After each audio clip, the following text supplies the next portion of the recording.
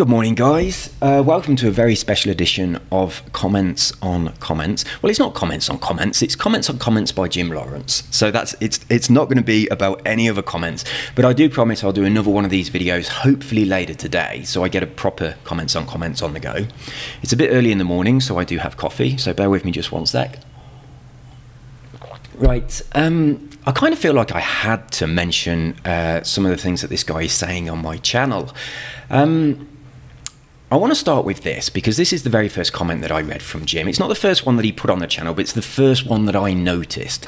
And when I noticed this, it's a block of text. I suffer from dyslexia, and I find it quite difficult to read just a block of text like this that doesn't have a lot of white space. So I kind of just skim read this, and I missed a few really important points. So when I read it, I just thought this guy's being kind of rude, kind of aggressive, and I kind of didn't like it, to be honest. But then when I read some of his later comments, they're quite funny, and there's an undercurrent of humour in there that's really quite clever, and that made me come back and read this one again. And I don't think it is quite as rude or aggressive as I originally thought it was. Now, there are a few things that he's mentioned quite a few times that are just, for me, they're just completely wrong. Now, I know what he's saying. I do understand that that does happen, but that's not what's going on here. So I kind of wanted to address that. And I like his comments, so I want to keep seeing them on my channel. But I do have the ability to remove people from being able to put comments on my channel. So when I first read this, I was tempted to do that. But I've got to say that if you just kind of skim them, or you don't really look into it in a little bit more depth, they do come across as really aggressive and quite rude. So I don't want my other subscribers to think that's what's going on here. But I read this, I had a quick look at his channel, and I saw that my video that he was talking about was in his light. I mentioned it to one of my other subscribers who I chat to on Xbox, and we were both talking about this comment, saying it's a bit out of order, it's a bit wrong. And I went back and read it again. I looked through some of the videos on Jim's channel, and then I've sort of changed my mind a bit. So before I get to this comment, I just want to show you Jim's channel real quickly. It doesn't have his own videos on here, so obviously there's not many subscribers or anything like that. But he has compiled quite a few playlists, and every one of these playlists is fucking awesome. They are really good videos in here. There's a lot of self-improvement, a lot of self-help stuff. I mean, obviously there's some Paul McKenna things in there. It's exactly the kind of stuff that I watch. It's good stuff. But anyway. Oh, he has got some uploads, look, they are here. I didn't notice these, so I haven't looked at them. So I haven't watched any of these. So it looks like a few of them are just him chatting, different bits and bobs. So, but all I noticed when I first had a look was that he'd got some interesting playlists, and I also noticed in his liked things that a few of my videos were in his liked stuff as well. So it seemed that he was bitching and moaning about one of my videos, but he liked it. I thought that's a bit weird. And it also got some nice self-improvement things. What I also noticed about Jim's comments more recently is he started commenting to my subscribers and giving them what I think is quite nice and sound advice. He's saying really good stuff. And he's closing his comments with the word namaste as well, which is something I really often do. So I kind of liked that. Right, for those people who don't know, namaste basically means the light inside me recognizes and acknowledges the light inside you. So it's like my soul knows your soul. So it's sort of like saying we are all God inside, and the God inside me recognizes the God inside you. So bear in mind as I go through these comments that this is the kind of stuff that Jim thinks. He is into self-improvement, so am I. He closes his comments by saying, my God recognizes your God. That's inside of you and stuff like that. So there's that going on, and then there's this on the flip side. So yeah, when I looked through this, I'll just quickly go through it. I find it really, really hard to read text when it's not broken up, like there's no white space. I did have dyslexia quite bad as a kid. It's not so bad now because I've kind of forced myself to practice, but if I do struggle with this, I do apologise. Well, since honesty is the best policy, I will be rude, just like you were when you were chewing, just like you were in chewing and talking at the same time. Yeah, I know a lot of people don't like that. I didn't realise how much it'd pick up on the microphone. It was loud. So yeah, sorry for eating and speaking. I was eating gingerbread cookies that were really quite crunchy, but yeah, it picked up on the mic a lot more than I expected. So not only do you assume that we all wait on you as you let your wife in, you actually make us cringe at the contents of your gob. I listened to you with curiosity at first, thinking this guy could have cut out this bit, Like other times, after making a mistake, he leaves it in. Right, I want to talk about this just a sec. I don't edit my videos because I kind of prefer it that way.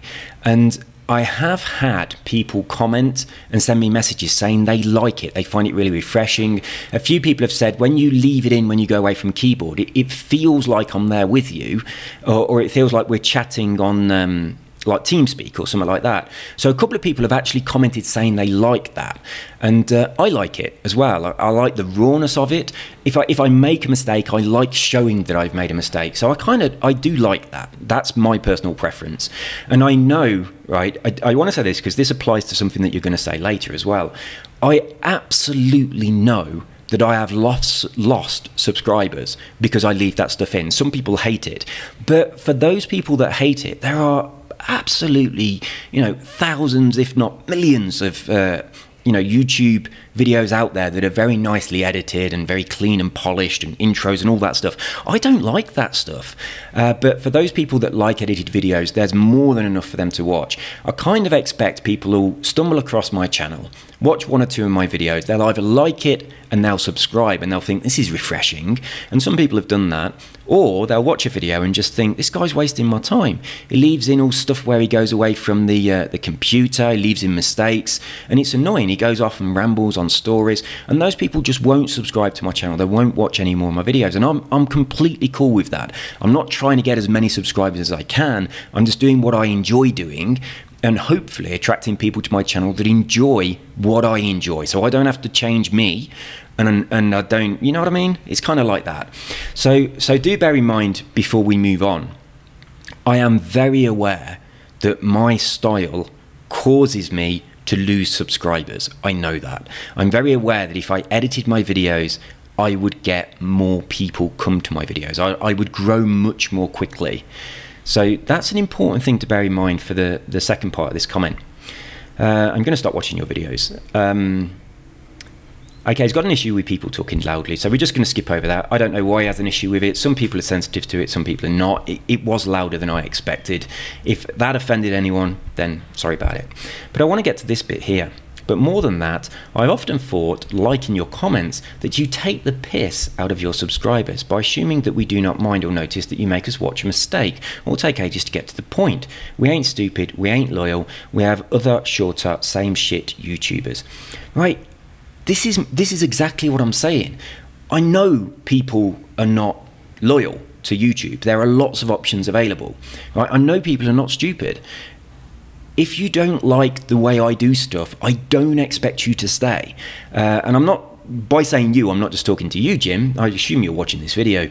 But I'm talking to all my subscribers. If you don't like the way I do stuff, don't say to me you need to change. Just go and find somebody who does stuff the way you like it. It's as simple as that. It's like I absolutely know that people don't like my style. It's like I know that in real life there's a lot of people that genuinely don't like me, but the people who are my friends who do like me, they like me a lot because I am the way I am on here. That's the way I am. I'm not trying to be anything different from the way I am. Some people like that, some people don't. So, I mean, there's a few people who are regulars here on my channel that I really, I click with really well. And they're so similar to the way I am. And they appreciate the way I present myself. To them, it's kind of genuine, honest, it's real, it's raw. What you see is what you get. That's what it is. But to other people, it's annoying, it's laborious, it's boring, it's frustrating, it's all those things. But those people can just go to somebody else. There's loads of options available. So yeah, I understand we ain't stupid, we ain't loyal, we have other shorter, same shit YouTubers. I totally get that. And if someone doesn't like what I do, I expect them to go elsewhere. Why, we prefer British accents to loud brash from the hood. What's happening, people? American type YouTubers, so do I. I hate all that in your face stuff, I really do. But you just let the side down for us. We have other choices. We've called you boring often. We call you out on lame for mistakes that could be edited. Right? I mean, there's no point in me saying this over and over again. I'm really never going to do that because, I mean, I do, to be honest, I do edit some stuff out of videos, especially, my playthroughs that I'm doing on Mutant Year Zero. I mean, I do a lot of just walking around looking in that game, doing nothing. So I kind of edit quite a bit of stuff out there, but it still looks quite boring at times, I think. But The stuff I don't edit out, and I probably never will, is if I make a mistake when I'm speaking, or if I mess something up, or if just something happens in my normal day-to-day life. That's the stuff I like leaving in. If there's a problem, I mean, I do edit some things out, but I don't edit those things out because I think that's the personality of my channel. But I totally accept that just most people, most people don't like it, but I'm not trying to get most people to subscribe. We see that you have no reply to our voice. I absolutely do. It's like I do comments on comments videos. This is a rare thing on YouTube. I spend a lot of time doing these videos. I really enjoy doing them, to be honest. But yeah, I do read my comments. I do listen to what you guys have to say. But I'm not going to change my personality to fit what the people that have found my channel want to see. If you found my channel and you don't like it, just go and find a different one. It's as simple as that. So I do listen to what people say. It's the reason I bought a new microphone. It's the reason I changed the way I was recording with the frame rates and things like that. So there's quite a few technical things that I have changed based on the feedback that I've got from people. But as far as any comments about my personality goes, it's just a case of that's me. I'm not doing this as a job. I'm doing it because I enjoy it. If I had no subscribers, I'd still enjoy it. I'd still do it. It's much more fun doing the playing the games and talking about them and then having some feedback from YouTube than it is just playing the games. I like this a lot more than only playing. So if I've got my Xbox on now, I'm genuinely recording a video or doing streaming and I like it more. I get more fun out of it. But if I had to change my personality and change the way I am and then kind of like edit all of those little things that make me out of it, it'd feel like work. It really would. It'd feel like I'm doing a job to try and make money from people subscribing because there's this certain formula that makes people like your videos. So that's what I don't want to do. That would feel like a job to me, as opposed to feeling like having some fun, making some friends through YouTube. I mean, that's how it feels at the moment, and I like that. Right, this is the one that I wanted to really draw attention to. We know the more in length the video, the more money you make. That's just not true, right? I think if your video is like more than 10 minutes, then you can put, the way adverts work, okay? The way I monetize my videos, there's a few options that you get in your channel and you can kind of tick some boxes to say I want this, this and this. And the way I've got mine set up is to say I want an advert at the beginning. I think I've got it saying I want an advert at the end as well, but I'm not sure. I might have, I might not have. But then also, if a video is a long video, as in over 10 minutes, then it'll put an advert in the middle as well. So if I make a video that's more than 10 minutes long, it gets an advert at the beginning and it gets an advert somewhere in the middle. Now, if people click on those adverts, I make some money, right? If you just skip the advert, you don't make any money, right? I want you to think about, I mean, when it says long, my videos are very long. Quite often they're an hour or more. In fact, just recently my videos have been just under an hour because of the capture on the Xbox shuts off at an hour. So I try to keep it to less than an hour, but I have to try and do that. I have to try and keep it under an hour. Usually my videos go on for a lot longer than an hour. Now, putting up a 3-hour video, which is something that I do, doesn't make me any more money. You definitely don't get more money if your video is really long. I don't put lots more adverts in. I do have one video that's got several adverts in it. It's one of the first videos that I monetized on my channel. It's to do with Fallout. But aside of that, all of them get the same. Advert at the beginning, one in the middle, and then I'm not sure if there's one at the end or not. But I want you to think of that and then think of the other option. Videos that are about 11 minutes long, okay? So if someone's trying to milk YouTube for money, this is the way they're going to do it. First of all, they're going to edit their videos because that's what people want to see. They're not going to leave in mistakes because they'll lose subscribers, which is a big no-no if you want to make money. Secondly, their videos are going to be just over 10 minutes long, so they don't have to do any more work on their videos, but it's long enough to squeeze adverts in the video as well as the beginning and the end. And they'd also add adverts every few minutes. So I know that when an advert is on the screen, if you click it, I make money. And I also know that the little cross that's on the advert, I mean, I don't make those, YouTube do. But sometimes people are going to try and click that cross. They're going to miss it and they're going to accidentally click the advert, and that will make the YouTuber money. Right, now, if I make a video that's like 3 hours long, and I set it so that every 10 minutes or every 5 minutes there's an advert, and you've got to keep clicking on them to get rid of them, sometimes you're going to accidentally click on the advert. And I genuinely think that's what a lot of people probably do. Now, obviously, I don't do that. If I make a video that's 3 hours long, you don't see an advert every couple of minutes. You get one at the beginning, one in the middle, and I think one at the end, but I'm just not sure about that. I might have done it, I might not have done it.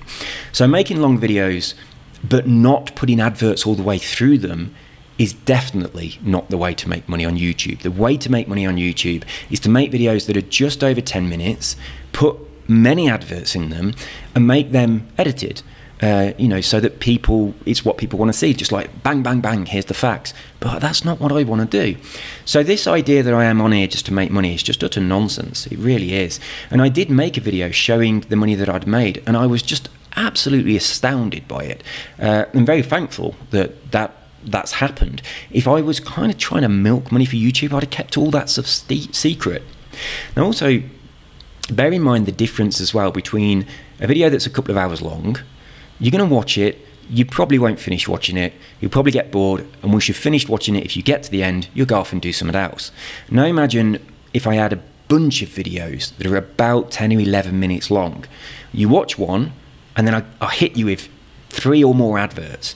And then you're watching another one, you get another 3 or more adverts, then another one. I've got way more chance of making money that way by, you know, getting a playlist of a 10-minute video, one after another, after another, after another, instead of just one video where I'm rambling on for like 2 or 3 hours. So yeah, it's nothing to do with that at all. We therefore call you a penny pinching twat of the highest order. I kind of like this, of the highest order. It sounds like medieval times where they've pulled out a scroll and they're reading out my charges, or I do. We say goodbye to you for now and forever. We also say fuck you, sir, money-making breadhead, capitalist pig, gobshite, udder-sucking motherfucker, very lacking self-aware, twonky twatty twathead. Right, when I read this the first time, I didn't get down to this little bit at the beginning, but when I read it again, that bit really tickled me. Now, I mean, I'm genuinely not trying to make money out of my videos. If I was, I'd obviously just be uploading loads of videos that are just 11 minutes long, just over 12 minutes, just over 10 minutes. That would be the magic number if you were trying to make money. Every single one of them would have adverts in every 2 minutes that you got to click on. I would have playlists of videos that go one after another, and I'd be uploading on stuff that I know is going to be really popular. So all of the, I'd be going around YouTube looking at videos other people had done that were really, really popular, and then blatantly just ripping them off. That's what I'd be doing. And I'd also be editing them, because I know that not editing my videos loses me subscribers. I mean, the capitalist pig, right, I'm a very spiritual person, okay? And I write books on spiritual subjects and self-help and stuff like that. And sometimes I give talks and seminars on spiritual subjects. The books that I write are mostly to do with the law of attraction and those kind of things. But when I'm doing a talk at an event, usually the event is kind of like a little bit of a hippie camp, like a spiritual retreat. I get a lot of really, really spiritual people there. And when I'm talking about using the law of attraction and manifestation, those kind of things to be able to generate more money in your life, I've sometimes got quite a bit of negativity from people that think that money is a bad thing. And I'm thinking, well, I don't think money is a bad thing. I think money is a good thing. I like having money. And I like helping other people to have money as well. I think it's a good thing. And when you buy things with your money, it kind of helps the economy, and, you know, if no one bought anything, then there'd be, it kind of helps, it just helps everything, it really does. Having money, spending money, earning money, giving money away, you know, charitable organisations, philanthropy, all of that stuff, it's all money. It's like, I see money more of an energy, and it's kind of like just a flow of that energy from one place to another. And the way I've been an entrepreneur for a really long time. I've mentioned in a couple of my videos, the way I make money is through different businesses that I run that I've been doing for about 15 years. About 15 years ago, I had normal jobs, but you know, around about that time, I started making enough money from things I do myself, like writing and seminars and all that kind of stuff, in order to be able to not go to work anymore. Now, what I do is still kind of work, but it's stuff that I would have done anyway, and I really, really enjoy, so I don't consider it work. You know, there's a saying that if you won the lottery would you still go to work tomorrow? And if the answer is no, you're probably not doing the job you should be doing. You should be doing something because you love doing it, and then work is a secondary gain. Money is a secondary gain from that. Now, obviously, we all need money, and a lot of people think it's really hard to find something where you can make money doing something you love. But this channel is an example, right? I mean, I don't know how many of my subscribers are even aware of what the law of attraction is, or the movie The Secret, or anything like that, but it's the idea that when you focus on things, you attract them into your life. Now, not long before I started this channel, I was actually playing on the Xbox, and I was thinking, I've got to get some work done. And I was thinking to myself, it'd be good if just doing this, because I love doing this, could generate an income. And it wasn't long after that my channel suddenly took off really well, and it did start generating an income. Now, I don't want it to turn into a job, as I've said before. I don't want to start doing things to try and manipulate that income to make it more, like the editing, the videos, and the stuff that, you know, the stuff we've just talked about. But I like that I'm doing something I really enjoy. It's something I was doing anyway, and now it's also bringing in money. I think that's really fucking awesome. And I kind of hope that when I shared the video showing like my revenue from YouTube, it inspires some of my followers to do that as well. You know, start doing a channel on something you're excited and interested about, and maybe that will generate an income for you too. I absolutely encourage it. So yeah, I mean, I do get a little bit offended when people say, like, being a capitalist and that kind of stuff in a negative way, because I don't think that's a bad thing. I think that the love of greed is a bad thing, and I have no love of greed whatsoever. But I very much like having abundance and money. And the way I've always seen like that side of things is like nature is incredibly abundant, like overwhelmingly abundant. I mean, look at a sunflower. There's thousands of seeds on it. I mean, I used to have an apple tree in my garden, and it used to astound me how many apples come from that tree. I mean, and every single one of those apples contains a number of seeds that can turn, each one of those seeds turns into another apple tree, which will have hundreds of apples on it every year. It fertilizes the ground, it feeds the animals, it feeds people, and loads of them just go to waste. It's so overwhelmingly abundant, and that is just the way nature is. Now, the way people are is we seem to think that abundance in some areas is all right, but as soon as people start talking about money, all of a sudden it's almost as though it's wrong or it's evil, or you know, there's a lot of these negative connotations to do with abundance and wealth. And I don't agree with any of those. I think that greed is wrong. I think that saying, in order for me to have something, you have to not have something I've got to take away from you, I think that that is wrong. I think that businesses that work on that idea are destined to fail. Whereas I think that businesses that work on the idea of we need to find a win-win situation that benefits both of us, that's a good thing. Now, the way I've always perceived this idea of wealth is it is a flow of energy, and if you want to attract wealth into your life, you have to put value into the world. It's like you cannot take without giving. It's just, that is a universal law that you cannot break. If you want to attract wealth, you absolutely have to put some value out. So, I mean, this YouTube channel, it puts value out. I mean, it's not valued to everybody. Some people find it annoying, they find it boring, they find it frustrating, they find it offensive. Whereas for other people, it's value, it's companionship, it's friendship. I mean, I have made friends through this channel that I chat to now. So there is some value there. Originally, I honestly thought the value I was putting out to people was in, hey, check out these tips, they're going to help you on your game. And as I started doing that, I started naturally telling stories, because that's just the kind of person I am. And now it seems that the value I'm putting out through my channel is not so much the tips in the games, it's more the just the stories I'm sharing. And I don't know, I can imagine that people have had a hard day at work, they come back, they relax, they re-listen to some of my YouTube stuff, you know, have a bit of a laugh and a giggle at some of the stories that I share while they're playing a game. And that is value. And in return, I receive value, you know, through the monetization of my videos on YouTube. So that's this comment dealt with anyway. But yeah, when I first read this comment, I kind of just skimmed through it, and I really thought it was just very rude, very aggressive. I then saw a couple more Jim's comments, and I was kind of like this Jim guy. And then I went back and read this one, and there's a couple of things here that really made me laugh. So if you've read this comment and you was thinking it was a bit offensive, then it's certainly not the way I'm seeing it. But I want to jump into a couple more of his.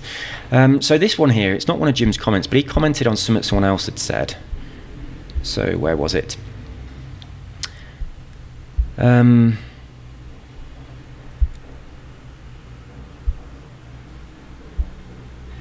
what have we got here? I think these are talking about like editing and stuff. I mean, I've really touched on this quite a lot. Your videos are good, mate, but edit the parts out where you're away from keyboard or you mess up and you have to, right. So if I mess up, I've got to do it again. This guy wants me to edit, and a lot of other people agree. And I've got to say, if I was doing this just for money, I definitely would be editing. It's the obvious, logical thing to do. There are more people out there watching videos on YouTube that just ain't got time, and they're interested in just getting the information they want, and they want the videos to be edited, right? So obviously, if I was just doing this for cash, I would be editing, but I'm not. I mean, this guy here then says, I found it pretty amusing. And 6 people, I'm going to like that. 6 people also said, oh, I also liked this. So this guy who says edit, there's 111 people who are agreeing with this guy. This person that said, I found it quite amusing, there's 6, well, 7 including me, agreeing with this guy. So it stands to reason that if I want to make money, I should be going with this, and I'm not. Because what I want to do is provide the kind of videos that these 7 people will find very refreshing and quite hard to find on YouTube because they like that stuff. So that's where I'm coming from with this. So there's a little bit of discussion here to do with the backwards and forwards editing thing. People saying whether they do and don't like it, that kind of stuff. So when we get down to Jim, what Jim's saying is it's because of the extra time he spends keeping the mistakes in and not getting to the point, drawing it out and stretching his videos, annoying people, making more cash. Well, I mean, I'm never going to make a video that's only 10 minutes long, right? It's just not going to happen. I struggle to keep them under an hour. Now, as we know, the golden number is about 10 or 11 minutes. He's even said it here himself. Many YouTubers got caught out when their videos run past 11 minutes. They get extra cash. So they would drag a 5-minute video to 11 minutes for the video for extra cash. But many viewers got pissed at this because it makes them feel used as cash cows. Short, honest, and to the point, and under 11 minutes are the most popular these days. I hope this helps and helps you to see why they're annoyed. Right. I think what you're saying here is absolutely true. I think there are 100% definitely people on YouTube that are saying, oh shit, I've made a video that's only 7 minutes. I've got to ramble on about something and get it up to just over 10. Then I can have an advert in the middle. I mean, that's what it's all about. If your video is over 10 minutes, you can put an advert in the middle of it. My videos, they're never ever going to be under 10 minutes at all. They're going to be an hour, 2 hours, 3 hours, and they'll be monetized at the beginning, in the middle, and at the end. But just for the record, I did upload a comments on comments video the other day. It's about 3 hours long or something, and that at the end of the video I showed you my wedding video. Now in that wedding video there's a couple of songs that play, and because those songs are in that video, I can't monetize that video. I'm not allowed to. Now, as soon as I uploaded it, YouTube said, cannot monetize this video, blah, blah, blah. Now, if I wanted to monetize that video, I could very easily take that little bit off the end, right? I mean, I could take it off and it wouldn't look any different. It's a bit unusual that it's there anyway.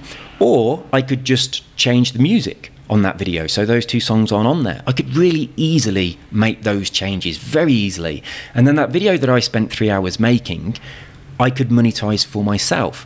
Whereas on that video at the moment, if you watch it, there is an advert at the beginning, there's probably an advert in the middle, there's probably one at the end, and all of those adverts, none of them benefit me. Those adverts, if they make any money at all, it goes to the person that owns the copyright on that song that's in my wedding video. Now that song plays for, I don't know, 30 seconds, right at the end of a 3-hour video. But if that video makes any money, the money goes to that person. Now, personally, I think that's a little bit unfair. What YouTube could have said is, you used a song in this video, so that song takes up a certain percentage of the time of the video, so a certain percentage of any money you make from this video is going to go to the copyright owner of the song. That would have been fair, I think. But no, what YouTube have said on that video is, I'm not permitted to monetize it, but they have, and the money goes to the person that owns the copyright for the song that features for 30 seconds at the end of a 3-hour video.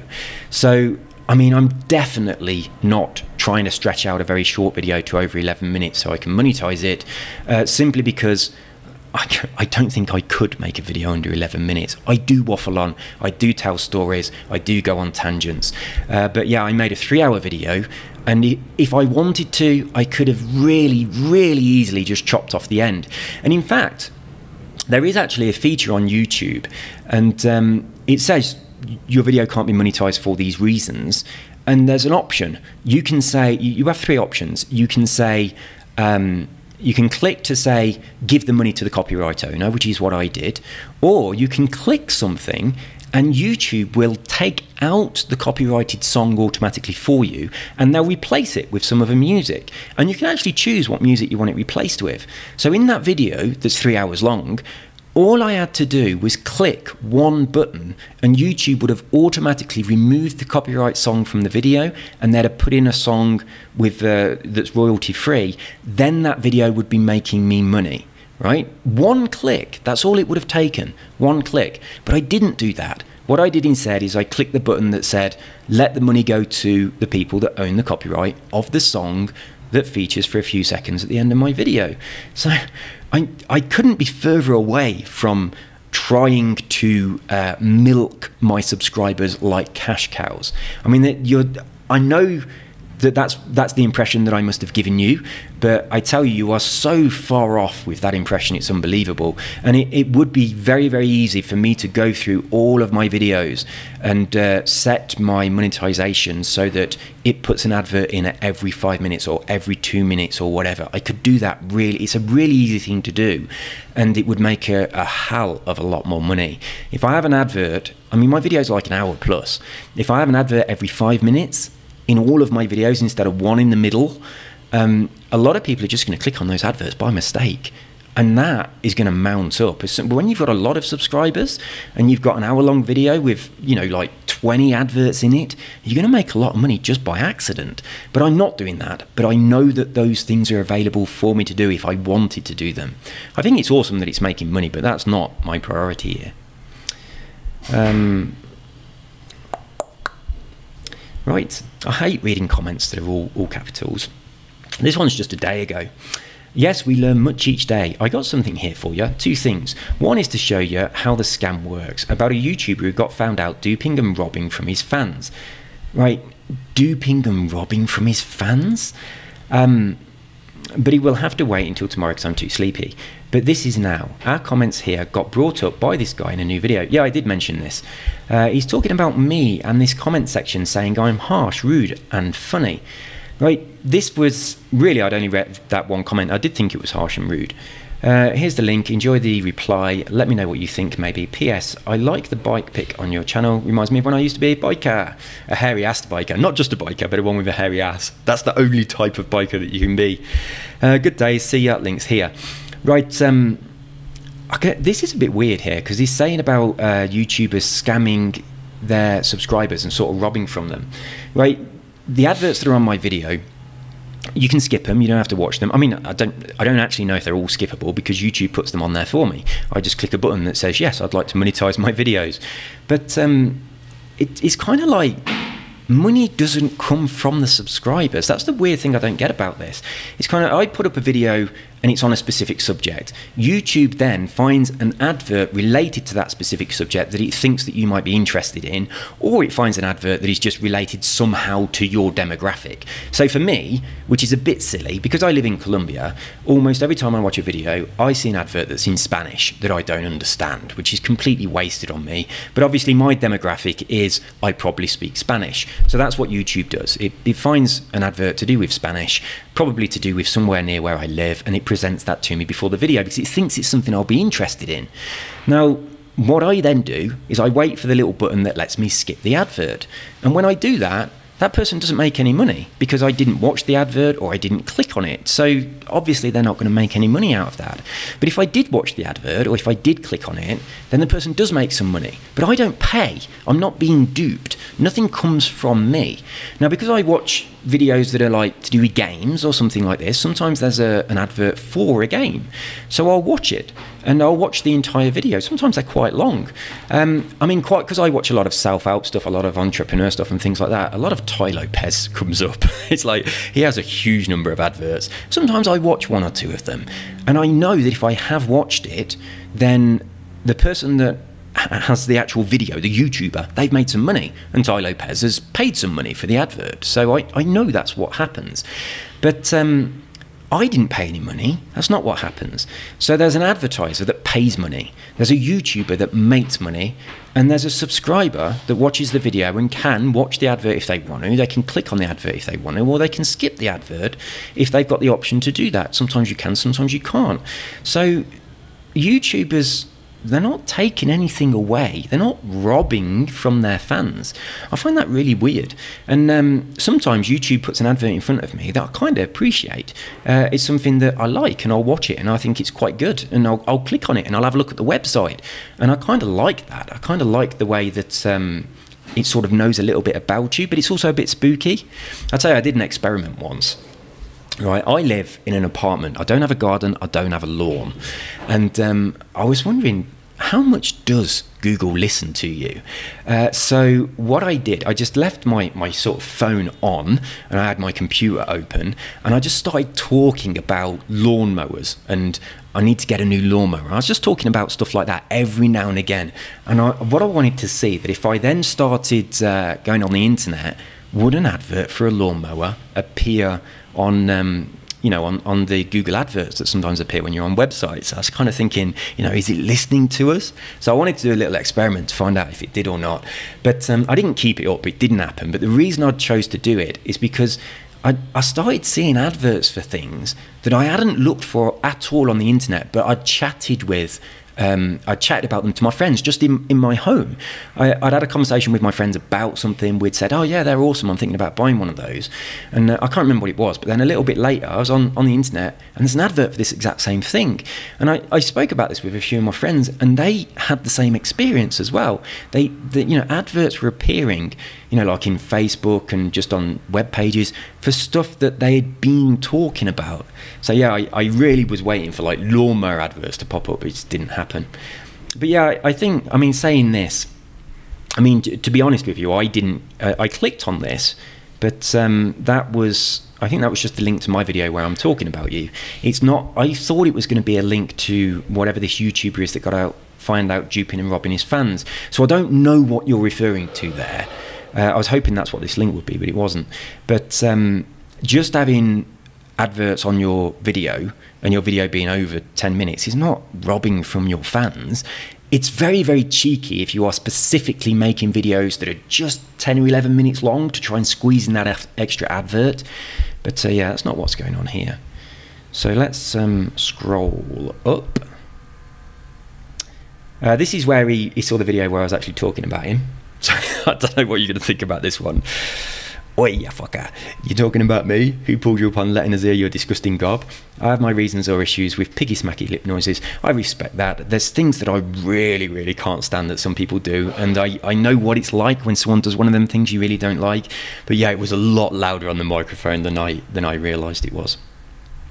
And yes, I did complain with an undercurrent of humour. Right. I didn't notice the undercurrent of humour the first time. I just thought he was being really kind of aggressive and rude. But it weren't until later where I saw a couple of your other comments. And there was a thing you said, I think it was last night, and you was kind of referencing the Magic Roundabout. And when I kind of read that and I saw the comment, then I saw it was you. And then I thought, hang on a minute. And then I started looking at your comments a little bit more deeply. That's when I noticed this kind of undercurrent of humour. And so yeah, it's I didn't really notice it at first. So stop being so fucking immature, Mr. Poopy Pants. I liked the vid. I did say this guy's bitching about my video, but it's in his like list. Only as a marker to quickly refer to on a part of the map. And in case I had to go back to it for... I do apologise about my reading. It makes it even more difficult for me when it's like this. For reference to your disgusting gob, I actually think your channel is okay, even if you do stretch it out to make more money. Right, there's no point in me talking about this bit anymore. We've talked about it quite a lot. My style of making videos, how long they are, how I don't edit them, this is very much hindering my YouTube revenue, very much. If I edited my videos, made them, as you said yourself, the magic number, 11 minutes long, that would be the way to make money out of YouTube. It really would. What I'm doing is not the way to make money on YouTube. I just like it, and I kind of hope that those people who like it too just find my videos and think, oh my god, this is refreshing. So that's kind of where I'm coming from, and I'm not going to try and change my personality just to make a few more dollars. As opposed to American Brits who start videos by screaming, hey dude, what's up? Or hey man, what's happening? My awesome people. Right, there's a guy who I watch on YouTube. His name is Jacob Israel. And I love his stuff. He's a very religious, I'd say he's very spiritual actually, rather than saying he's religious. I mean, he's Christian, but he's quite a spiritual Christian. And he talks a lot about, if any of you are aware of the Mandela Effect, he talks a lot about that, which is something I'm really, really interested in. He talks a lot about changes that are going on in the world and all that kind of stuff, okay? A lot of the conspiracy stuff, which is very much what I'm interested in, all that kind of stuff, but I'm keeping all that away from this channel. I love all his stuff, but he does this, is like, let me think how his videos start. He goes, what's up? Thank you for clicking that like button. It's Tuesday. Let's buckle up. And it's just so over the top. And it kind of puts me off a little bit, but I do like his content. And I like him. He's genuinely a really nice guy, but he's just a bit brash and in your face. He's a bit American, right? Apologies to any American subscribers, but he is. And he's like, as English people are a little bit reserved, and we're not that confident. And because American people are very confident, to English people it comes across as a little bit arrogant and a little bit in your face sometimes. And we kind of don't like it. Yeah, that's what this guy's talking about, and I totally agree with it. But what was I going to say about Jacob? Because there's something else I was going to say about him. That oh yeah, this guy Jacob Israel, his actual channel is called I think it's called Jacob's Ladder. But yeah, it's good stuff.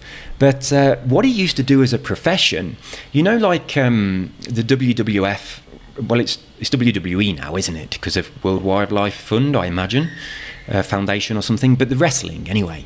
Way back in the day when it was like Macho Man Randy Savage and The Undertaker and all those, and you know, like Jake the Snake and Hacksaw Jim Duggan. That's when I used to watch WWF, and I absolutely loved it. Like way back in the very late 80s, early 90s sort of era.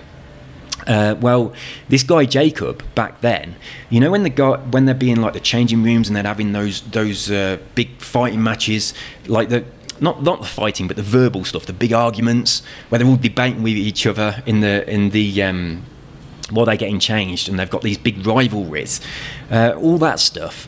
Jacob used to write that as a job. That was his job, was to write the scripts where the Undertaker and Hulk Hogan are having a big argument, right? He used to write all that stuff, and it is over the top, and that's just the way he is as well. So yeah, I totally get this American, hey dude, what's up? Hey man, thanks for clicking on my play button. It's Tuesday, buckle up. I don't like it. It puts me off, but I do like Jacob, so I'm always going to be a subscriber of his. His Twitty Twatty Facebook here. With the golden gob of irrelevant shite. It's Mr. Brash Twat in the dunce's hat. Come at you from US of A.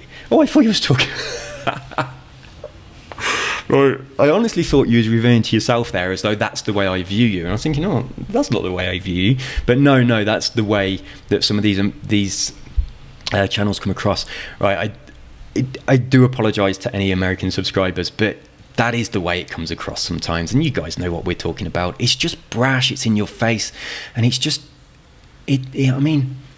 I think American TV is very, very different to the rest of the world's TV, but the rest of the world's TV is becoming more Americanized, and that's not so nice. It's like, I haven't watched MTV for a long time, okay, and I went to my wife's uncles in New Jersey, so we kind of went to New York and we stayed in New Jersey at my wife's uncles, and it got MTV on in the background, and it was kind of unbelievable how hypnotic the entire thing was. It was like bam, bam, bam, bam, bam, bam, and it just was like a headache. It was just so much going on. And I mean, I'm a big fan of very old films. Okay, like probably my favourite film is Oliver. and stuff like that. I like old films, but when you watch an old film, it's like they're kind of slow and not much happens. I mean, Gone with the Wind and stuff like that, they're epic long films where not much is going on for a long time. I like them, and they're in contrast to a new film. If you watch a new film, it seems like they have a rule that every so many minutes something needs to happen exciting, like an explosion or a car chase or something, because they're scared that if they don't do something, they're going to lose your attention. You know, if they have a few minutes of not much exciting going on. So, I mean, my wife doesn't really like old films. She thinks it's a bit slow and boring. But for me, that's more my style. I'm more like that sort of thing. But this Americanization of the world is bringing that brashness, that bam, bam, bam. And I kind of don't like it. I'll tell you the other thing. This is slightly on the conspiracy side of stuff. But when I was in my wife's uncle's apartment in New Jersey, another time we'd got a TV was just on. It was just on in the background. Now, I know that new televisions have the ability to transmit frequencies that are in alignment with your brainwave frequencies, and by changing those frequencies they can change your brainwave, so they can shift you down into what's called an alpha state, which is the same state of hypnosis. So your brainwaves slow down a little bit and you become very suggestible.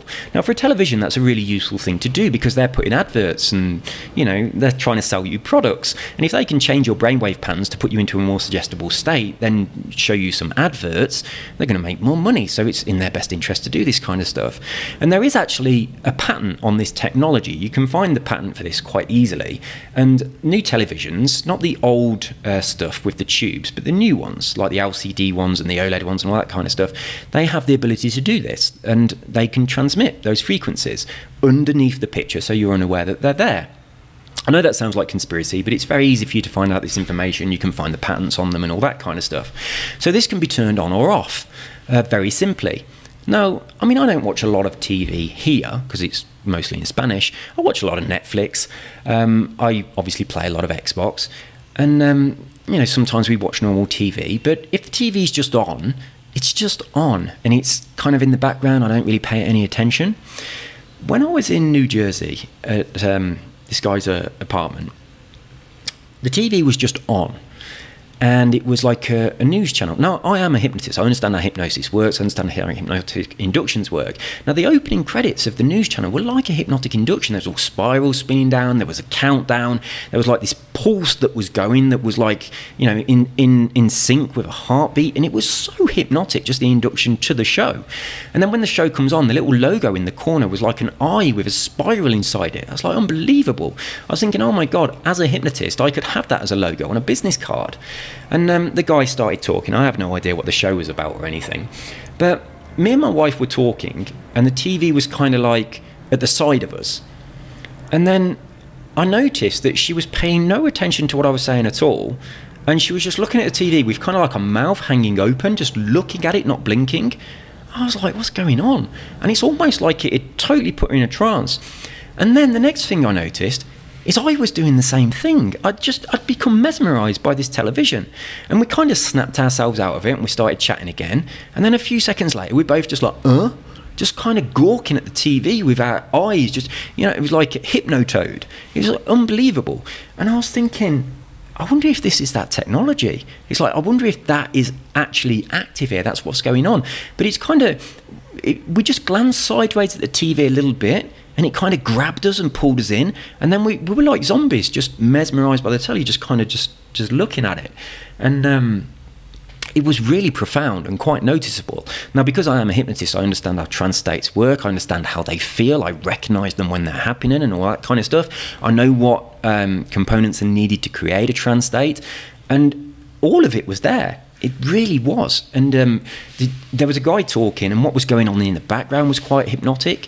You know, it was just unbelievable how the whole thing seemed to be very carefully constructed to put the viewers into a trance. And then he was telling you things, I mean, the news stories of the day, and I was thinking, how many people are they watching this program that are just absorbing all this stuff, and they're being programmed? You know, I'm not going to go down that road, but it really surprised me. It really did. Why was I talking about this? Oh yeah, American TV. Sorry, I went on a bit of a tangent. So just be grateful I'm here at all, for I am considered to be like royalty back here for the local mental health ward. I mean, I think a lot of what this guy, I think if you knew this guy, I know quite a lot of bikers, and bikers are normally really funny people, and I genuinely think if you knew this guy in real life, the way some of the stuff that he's writing, the way that would come across if he was saying it would be very different, and it would be really funny.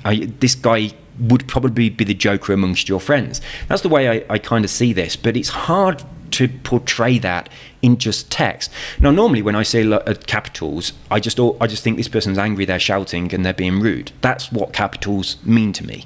But I mean, when this guy says, I'm like royalty back here in the local mental health ward, this guy has a lot of tongue-in-cheek, and there's a lot of humour going on in here. There's a lot of dark humour, and genuinely, if you could hear him speaking, it would be funny. It is funny, but it gets lost in text. They even give me a sponge to play with when I'm locked up because I'm not allowed anything sharp. So just watch it, matey. I've got the dolphins on my side. Okay, Mr. Pookie Pants. Nam bloody naste to ya. So at least he's saying namaste to me this time. So yeah, I appreciate that the light in you recognises the light in me. So full volume, we can't hear you. Buy a new mic. I have. This is my new mic. I hope that you like it.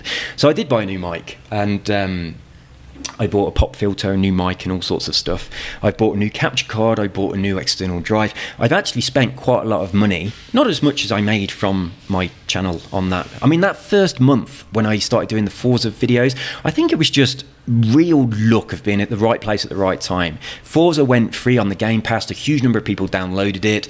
I was excited about Forza anyway. I couldn't believe it was free. I put up a few videos about it, and then all of a sudden, my channel exploded with subscribers just because of Forza. So that is why that month, I mean, that month made about $1,200. So what's that in pounds? I don't know, maybe about £900, £800, something like that.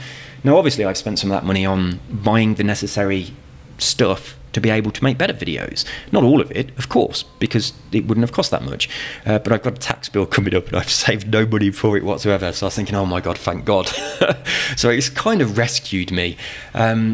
Because I'm self-employed, when I get my money, I get all of it. It's not pay as you earn where the taxman takes his bit first. I get it all. And when I get the money, I just spend it on stuff. Like, it's hard not to spend money when it's in your bank account. So when it comes round to January the 31st and I have to pay my tax bill, usually I ain't got the money. I'm like, shit, I'm in a mess.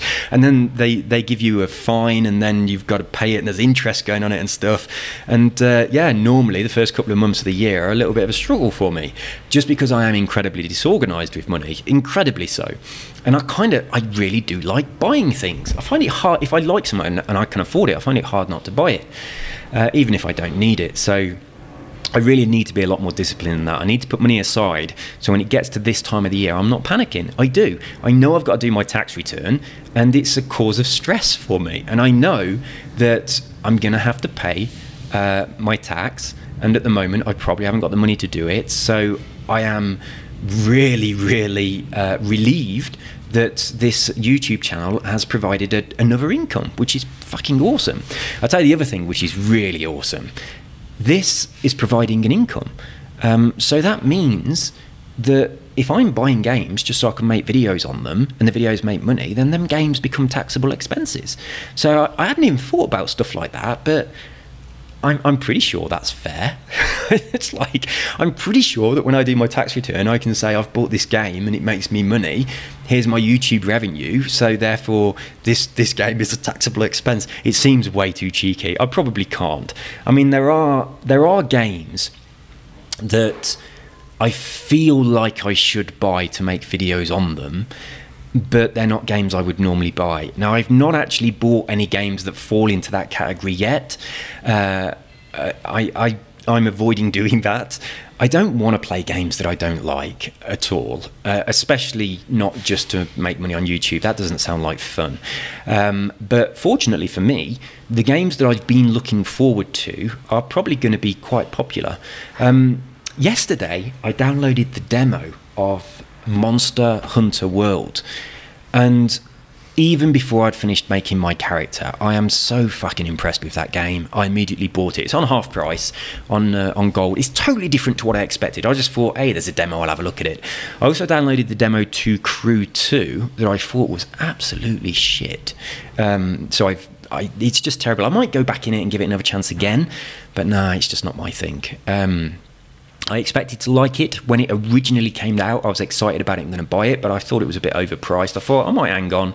I've got a few games to play. I'll see if it goes into Gold. But yeah, I got the demo. I'm glad they did a demo. I'm really not impressed.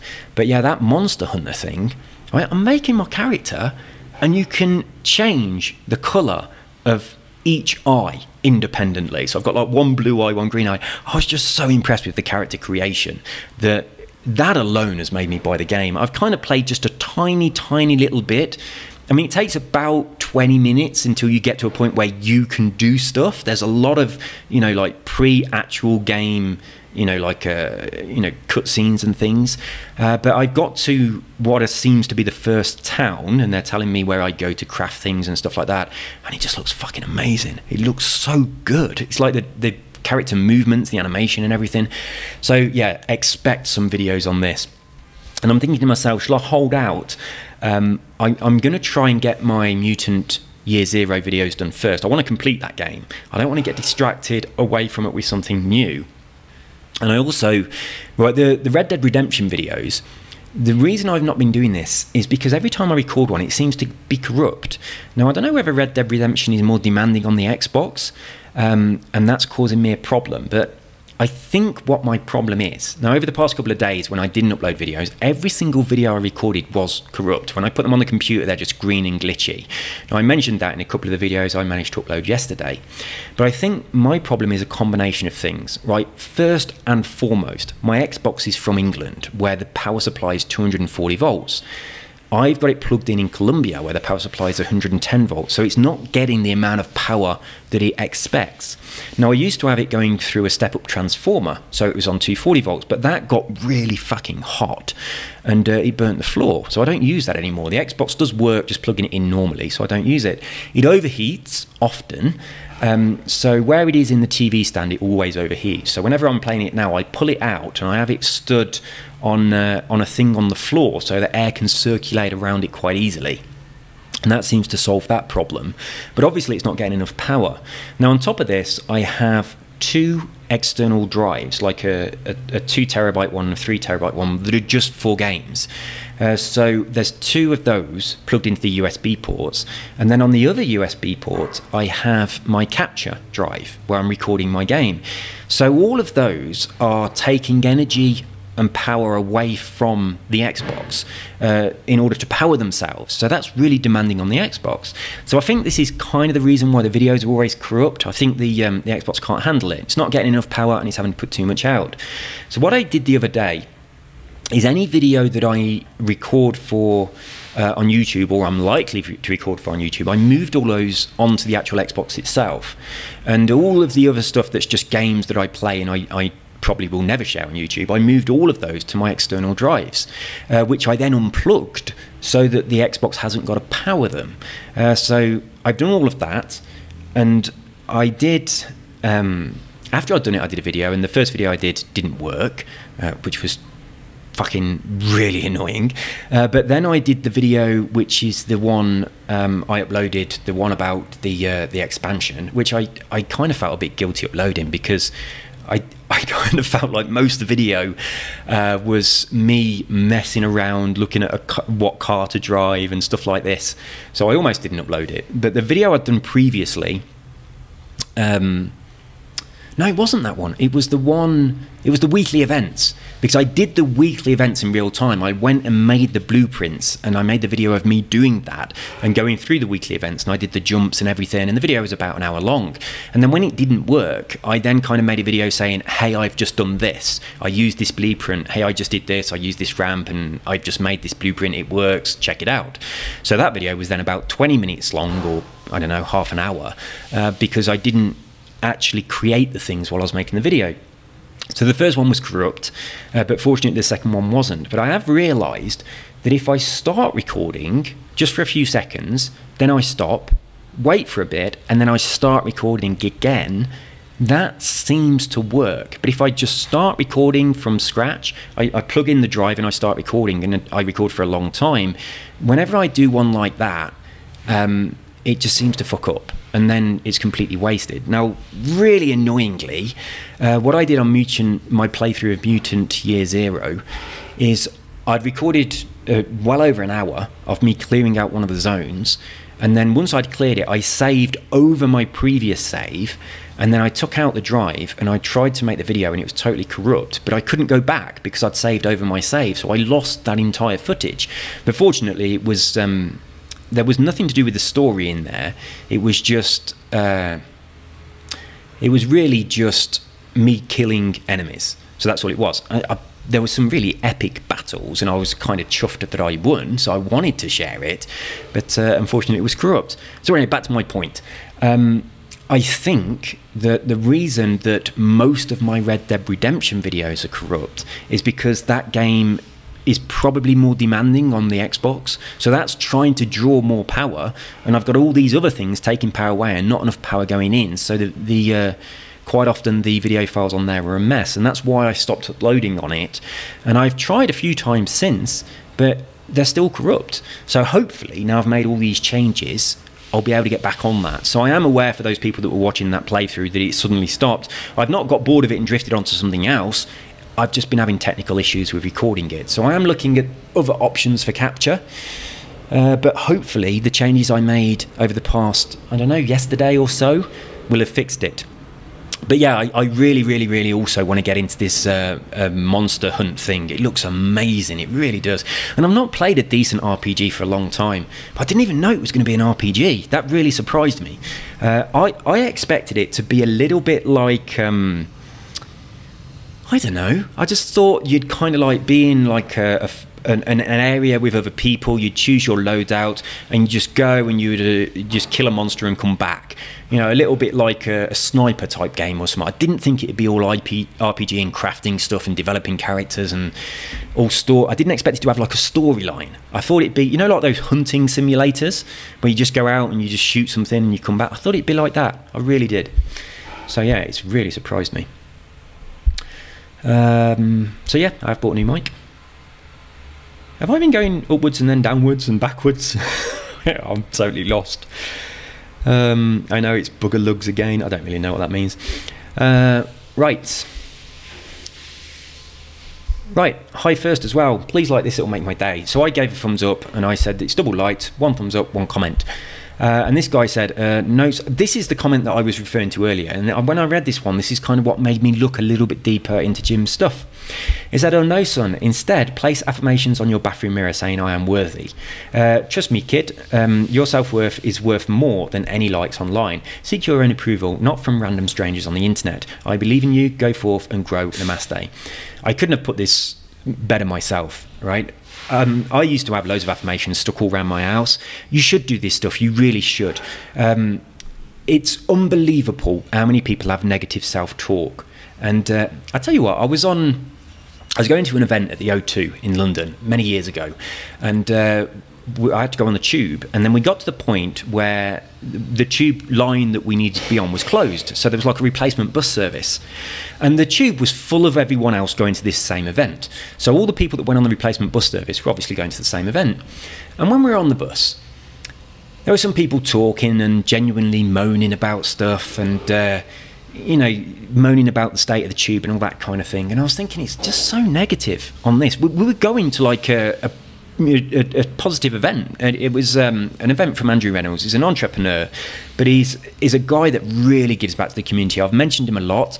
He had a Bentley GT Continental that he gave away at that event. He just raffled it out. Now Bradley Walsh, the guy from The Chase, he was there on stage, and they just raffled it to a seat number. The guy who won it was a guy from the Philippines, and he sold the car. He bought himself a sensible car, and he bought his mum a massive house in the Philippines. It was amazing. Now another thing this guy did, but I'm going to tell you a little bit about him because I do adore this guy. It's just what he does is brilliant, right? many years ago, he worked for British Telecom, and he was going to be made redundant. And he was thinking, where's my life going? He was struggling. And he went over to America, and he went on a seminar to do with internet marketing. And he then developed a business where he was kind of like rebranding, it was developing information products and selling them online. And within 10 years, he made, I think it was like £50 million in 10 years of doing this. It's absolutely unbelievable. So he became a patron of the Make-A-Wish Foundation, and he gives them a huge amount of money. Now, when we was going to this event, it's at the O2, there's 5,000 people going there, and we had to pay to go. You had to pay, well, you didn't have to, but there was like a voluntary contribution of £40 to get in, or you could give more, and 100% of everything from that event went to the Make-A-Wish Foundation. And also they had a stand there as well, and it was all about entrepreneurial stuff. So a lot of people were feeling very wealthy while they were there. I gave a lot of money to the Make-A-Wish Foundation when I was there as well, and you kind of felt inspired to. But so he showed you some of the things that he'd done. Another thing that he did, he went out to Africa, and there was this little village which had been funded by the lottery. But the lottery, you know, they'd kind of like got all the praise and the glory saying, yeah, we funded this African village, but they'd run out of money. So they'd kind of built all these buildings, and they got no roof on them because the money had just run out. So it was all completely useless to the people that lived there. So Andrew went out there, and he looks at the whole thing, and he said, if you had the money, do you have the manpower to do this? And I was like, yeah, it's just the money. So he said, what money do you need? And he just gave them the money. They put all of the roofs on all of the houses. He then paid for them to build a school, and he put computers in there. He paid for this big building to build like a big soup kitchen. And he just completely transformed this village for these people. These kids that had never been to school and they were excited to. He built a school for these children. It was amazing. And then there was a woman who had been working there all of her life, every day, long hours, feeding everybody. So while they were building her new kitchen, as a surprise for her, he actually sent her away on a holiday because he said she deserved it. She does a lot of work. And when she came back, she got this new kitchen. I'm slightly choked up even just talking about it. The woman was just in tears of happiness. It was amazing. So this guy does a lot of stuff like this, and he's inspired me to do this kind of stuff as well. So this is something that I do as well. I do tend to give away quite a lot. I donate a lot of my income, and I like giving back. I think it's important to give back. I mean, my perceptions of how money works is if it comes to you and you hold on to it tightly, you are stopping the flow of energy. But if it comes to you and passes through you, you give some away, you spend some on things, you share some, you do that. It's kind of like this flow, and it keeps on flowing. It's like when you siphon something, you suck on it, and then the water starts to come out. And that action of that flow makes more come in, and it's continuous. And when money flows away from you in that way, it flows to you. Now, there's a lot of self-help people that talk about this. They talk about the importance of buying and giving and charitable things and stuff like this. And a lot of people get it completely wrong. And like they do, I haven't got a credit card. I don't buy things on. I have actually got a credit card. I just use it for my. I use it to pay some automatic bills to do with my internet businesses, and then I immediately pay off the credit card. And the only reason I've set it up that way is because if you don't have a credit card, you tend not to have credit. So if I ever need credit in the future, I need to have a credit card to keep my credit score. But a lot of people kind of use their credit card in a really negative way to buy things because they think it will make them feel good. And it doesn't work. All it does is makes them feel bad and guilty, and it increases that sense of poverty. You get more of what you feel. It doesn't matter what you do or what you're saying. If you're... Oh, there's someone here. I'm going to pause this and continue it later. Hi there, guys. We are back. I'm definitely editing out all of that because I was away from my keyboard for probably about an hour. So I've got fresh coffee. The guy has come to fix the floor.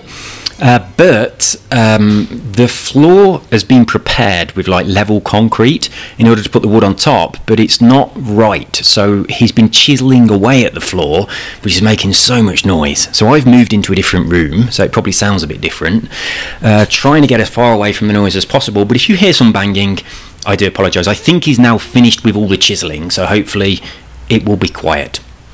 But anyway, let's get back into this. So yeah, I mentioned this comment here.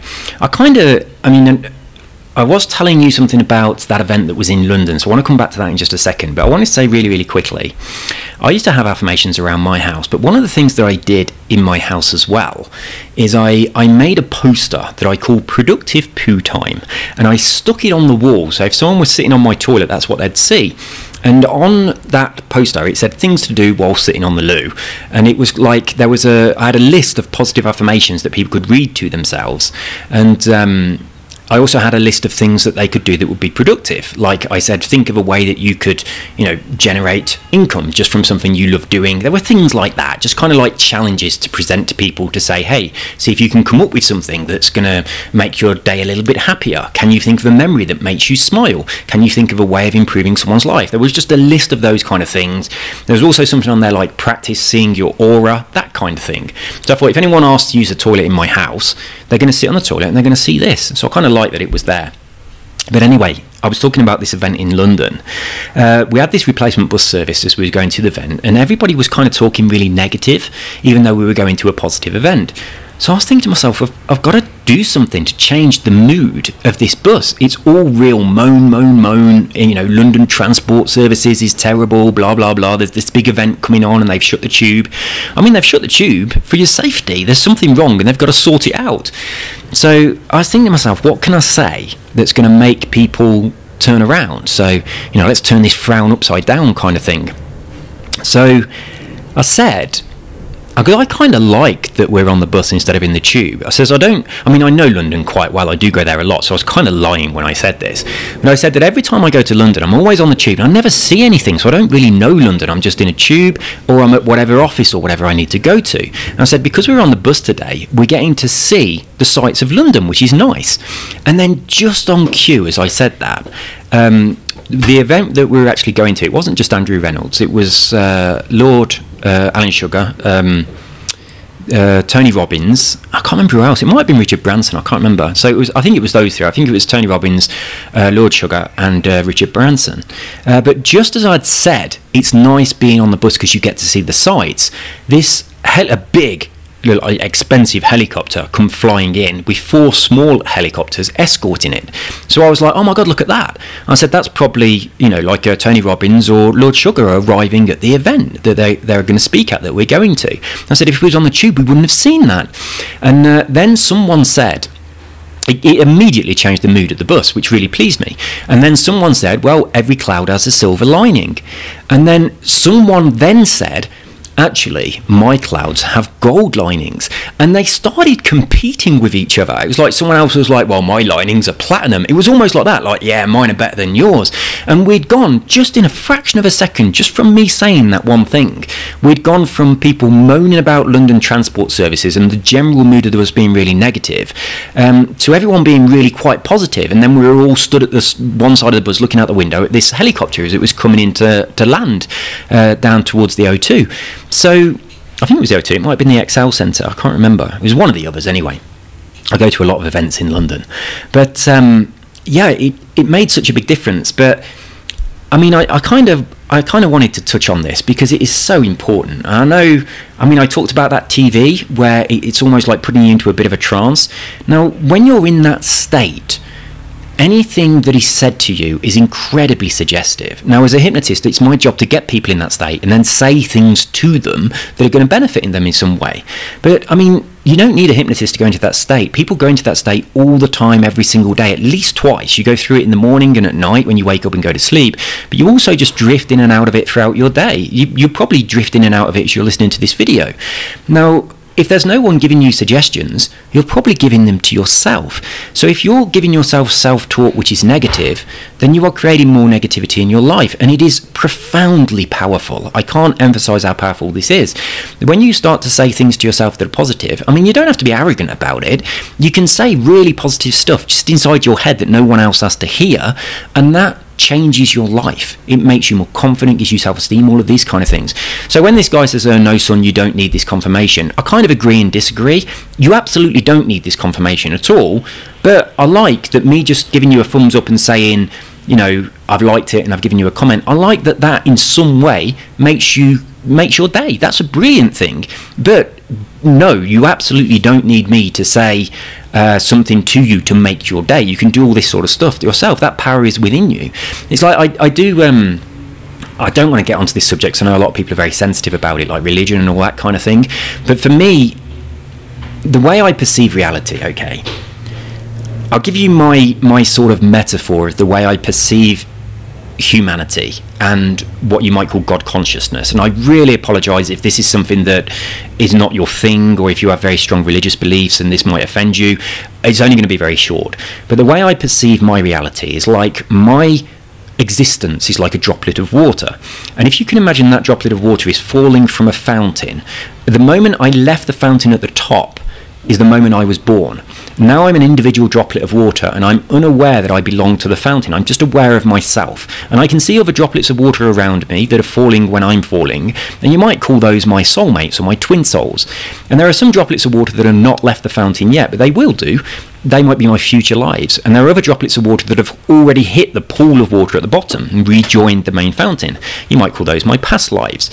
So being born is the droplet of water becoming a singular droplet from the fountain at the top and falling through the air. And that process of falling through the air is like my life. And when I hit the pool of water at the bottom, that'll be the moment of my death. So that's the way I perceive my life. So the idea of twin souls, past lives, future lives, they're just other droplets of water in the same fountain. So I used to do a lot of regression work with people as a hypnotist. So quite a lot of people used to say regression isn't real because you get the same people remembering the same past lives. Now to me, that's just droplets of water that belong to the same fountain remembering another droplet of water that belongs to that same fountain that has already hit the bottom.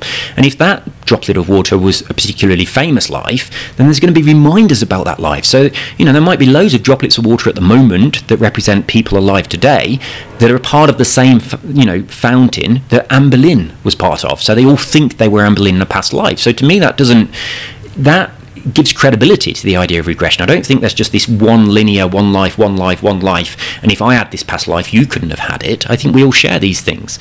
But when you take that entire fountain and imagine shrinking that down into a single droplet of water, and imagine that droplet of water is falling from a bigger fountain, right? That is, to me, like, this is a very simplified sort of metaphor, but that second fountain that is a step up, it's kind of like a higher level of consciousness. That's like a more ascended being, like an avatar. My name, Kuthumi, it comes from someone who is called Lord Kuthumi. This is an ascended master.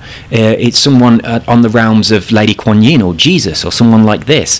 Now, I've met Lord Kuthumi when I did a meditation that was to do with learning how to do the Merkaba, and it was to do with the flower of life. I'm not going to go into this in detail, but as part of that meditation, the person who was training us, there were only 3 people in the UK that could train this meditation when I did it, but when she was training us to do this, she actually channeled Lord Kuthumi, and I met him. Her face changed, her muscle distribution changed, and Lord Kuthumi spoke to me, and it was a profound experience. And since then, it's not spelt like this, it's a TH and it's different, but that's where this name actually comes from. It comes from that experience, and the 74 is because it's the year I was born. But I see that droplet of water. You squeeze down my fountain that represents my life, my past life, my soulmates and all that stuff, squeeze that down into one droplet and it's falling from a bigger fountain. That fountain might be Lord Kuthumi's fountain, or Kuan Yin's fountain, or Jesus's fountain, or anybody else, any other avatar that we're aware of. And then when you squeeze that one down into another droplet of water, that's the next level up that we can't even comprehend, and then the next level and the next level. And ultimately for me, when you get to the point where you've squeezed down into one single droplet of water all of existence, everything that is, everything that can be, ever was and ever will be, what I term as all that is, which comes from the Ceph books, that to me is my perception of God consciousness. Now that God consciousness breaks itself down into these individual aspects of consciousness, the avatars, and then all the way down into us, the humans. And then beneath us, it breaks us down into the consciousness of ourselves and those kind of things, which are having their own experience in their own way that we don't comprehend yet. So when I look at stuff like the law of attraction, and I think about the way that humans have the ability to manipulate our reality, even by doing something as simple as saying I am worthy, it changes your reality. What I believe we are doing then, we are like the fingertips of God consciousness, exploring and creating a reality as we go along. That's the way I perceive humanity. So when I look at things like religion, and quite often religions will tell you that a God is something that is outside of yourself, and it's something, you might need to go to a certain building or to a certain person to be able to connect to this this being that is somehow separate from you. I don't see it that way at all. The way I see it is the more you look inside, the deeper you look, and eventually what you get to is all that is to that God consciousness that is inside everybody. Now, I want to come back to this word here, namaste. To me, what namaste means is a recognition of that, is the recognition of when you go to the deepest spiritual depths of any person, what you find is the light. And namaste is saying the light in me sees the light in you. So it doesn't matter who that person is. That person could be an evil, corporate greedy person that's been, manipulating their workers and all that kind of stuff. It could be, like a rapist or a murderer or anything. But inside that person there is namaste, there is light, there is God consciousness. That's the way I perceive all people. And you cannot not be this. This is all that is. It's all that exists. Now, I firmly believe that light, or love, you might want to call it, I don't want to get too spiritual, I have another channel for all that stuff, but that is trying to flow through us into the world all the time. But it is blocked by our beliefs. It's blocked by our fears, by preconditioned, by, most of the stuff that blocks this light coming out into the world through people is false. It's just not real, and that's the stuff that causes anger and all of that. Now, I have said a couple of times on a few of my videos that I had an experience when I was younger. I was about 8 years old. Before I was 8 years old, I was able to see auras very clearly, and also I used to go to a place every single night. Now, I know a lot of people say, oh, that's just a dream. It wasn't a dream. I was asleep, and my consciousness used to travel like an astral projection to a very specific place where I met other people every night, and we collected knowledge and we sent it through a Stargate to another place. I'm sorry if I'm getting a bit weird here, but it was our job to do that. We were collecting information. And I met the same people all the time. I've actually met one of those people that I used to dream about. I mean, I haven't had this experience, this dream experience, since I was 8 years old. But when I was 18 years old, I met one of the people from that experience that I used to see every single night. He's now a really good friend of mine. He's a guy, I've mentioned him a couple of times. He lives on a boat up in Manchester, and every time I go to England, that's who I go and see. But he's kind of like my spiritual friend. He's the most spiritual of all my friends. So he's the guy that I talk about this, about all this stuff. So what was I talking about? I get so lost. I'll have some coffee and see if it kicks my brain back in again. I got distracted because I started thinking about things that I've been doing with my friend. But oh my god, that's so bad. I don't even smoke weed. I cannot believe I've just lost that train of thought. But anyway, I'm talking about stuff that isn't really appropriate for this channel, so I really shouldn't continue down this line. But I mean, I strongly believe all these things. I mean, I was talking about how that good comes out and it's tainted, and it's our own false, negative ideas that taint it, and it's our own fears that taint it and all that kind of stuff.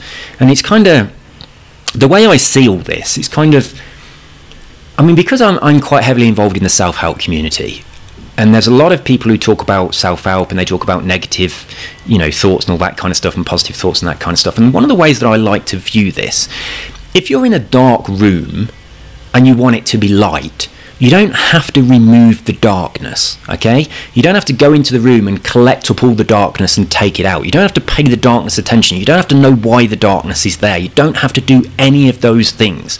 You just got to turn the light on. And when you turn the light on, the darkness goes away. And I think people are very much like this as well. It's like a lot of people have a lot of negativity, a lot of darkness in them. And I mean, I used to be a therapist. I used to run a hypnotherapy clinic for a long time in the UK, and I was an NLP practitioner. And I think people expect you, and for a lot of your hypnotherapy training, you are told to do this. And I also studied psychology, and you're told to doing that as well.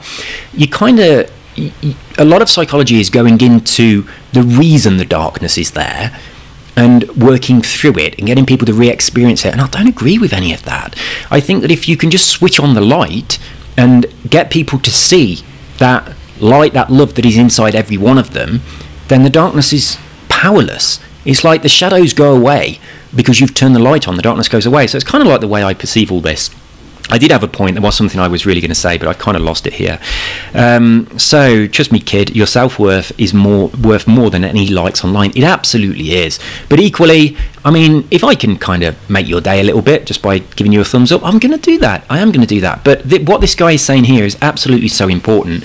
And if you check out his channel, if you pop over to Jim's channel, you just look at some of the playlists he's put together of some of the self-improvement videos that are in there, some of the meditation videos. I mean, there's a guy called Growing Forever, a YouTube channel, and a lot of stuff on there is brilliant. Now, I've recently put a couple of videos on my other channel that are just an affirmation, repeated over and over again. And it's like, you leave that stuff on in the background, and that's what programs your mind. It's such powerful stuff, but it's like you need to do this because a lot of people don't realise that they've got this negative voice programming themselves all the time. So yeah, you take control of it, and it's astounding how different your life can become. Seek your own approval, not from random strangers on the internet. I'm not a random stranger. I believe in you, go forth and grow. Namaste.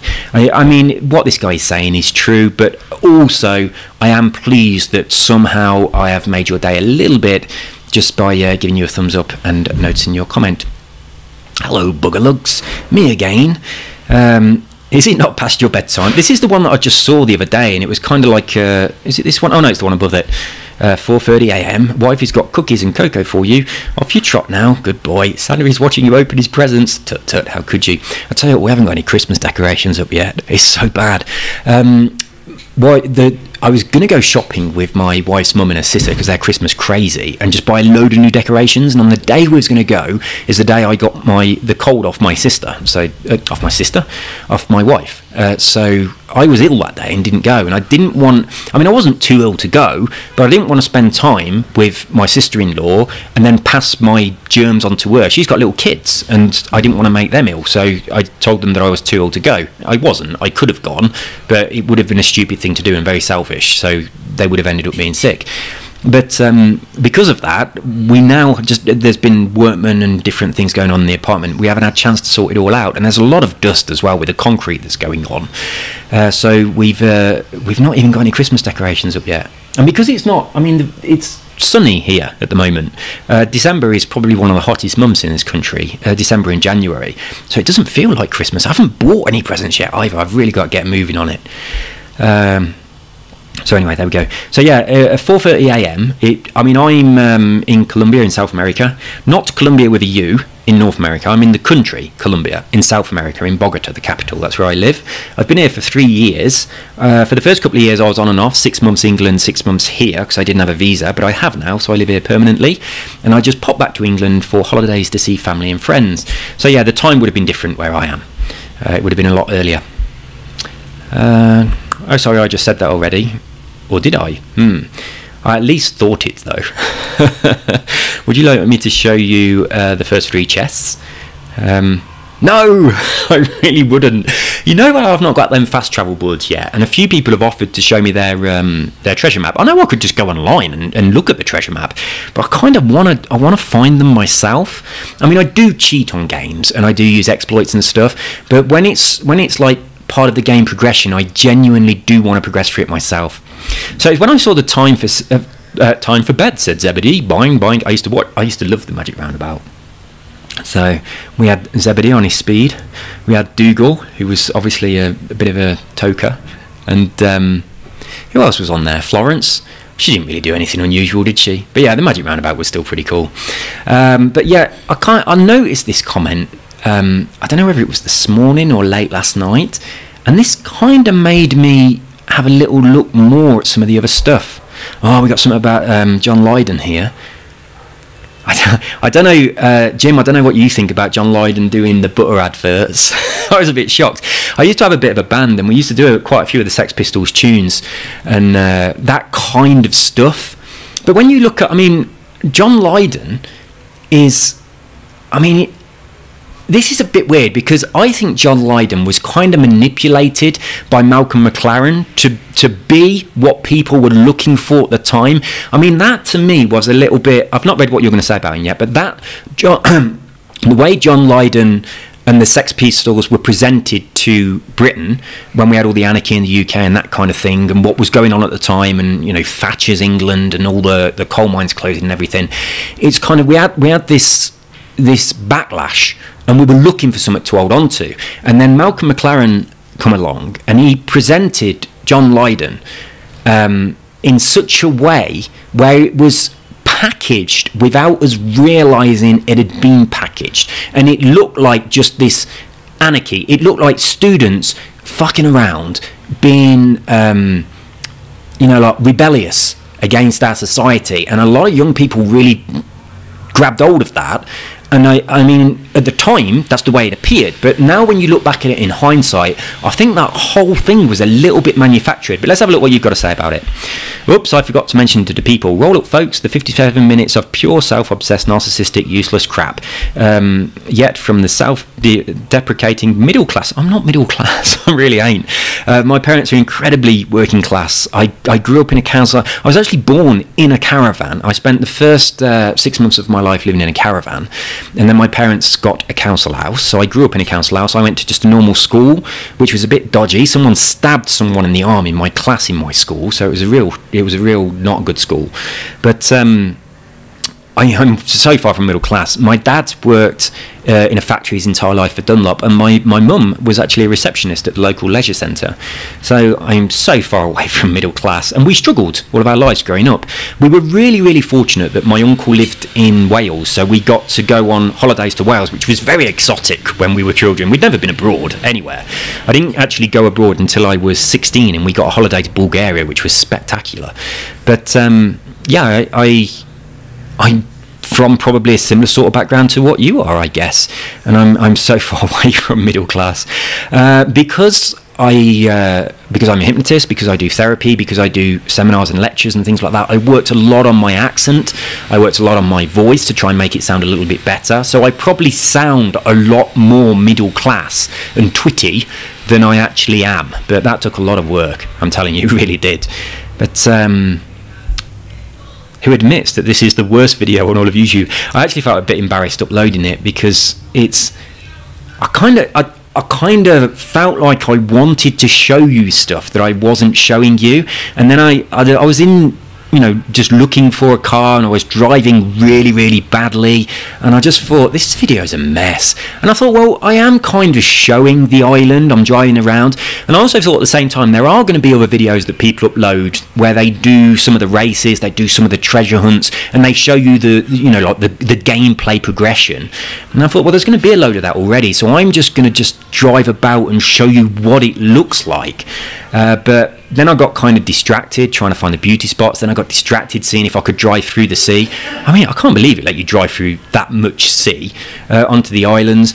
And at the end of it, well, to be honest, about halfway through it, I was thinking, this video is not very good. So I did say in the video, this is probably going to be the worst video on this expansion on YouTube. I'm not giving you any good information, I'm just showing you the place. And then when I got to the end of the video, I did consider just doing a new one. And I thought, no, this was my first look at the island, and it's the way I wanted to look at it. And I thought there's going to be other people, especially amongst my subscribers, that want to look at it the way I want to. So I wasn't interested in jumping into the races or trying to do the treasure hunt. I was interested in just driving about and having a look, and I was excited about it. And because it was my first look, I guess the excitement came across in the video, which makes the video, you know, more exciting to watch. And so yeah, that's the way I wanted to see the island, and it's the way I've presented it to my subscribers. Since that video, I've not been back on Forza, so I've not seen any more than what you see in this video. That is my only experience of this expansion. So it's not like I made a shit video, then uploaded it, then I started looking at the island the way I want to see it. That's the way I wanted to see it. So I'm just doing my thing. But he will still take your money by your viewing this ego-driven 1 hour of cringe-worthy selfishness. How is right? It's not even any point in me continuing. I've talked about that far too many times. Ever get the feeling you've been cheated? John Lydon, 1978, Johnny Rotten. I guess you're just quoting John Lydon there, as opposed to having any reference to what I said earlier about John Lydon. But I still like him, and I do think England needed that at the time. But I kind of think it was a little bit manufactured. I mean, you might not agree with me there. You might think that what I've just said is completely wrong and I'm completely missing the point of Johnny Rotten, missing the point of the Sex Pistols and all that kind of stuff.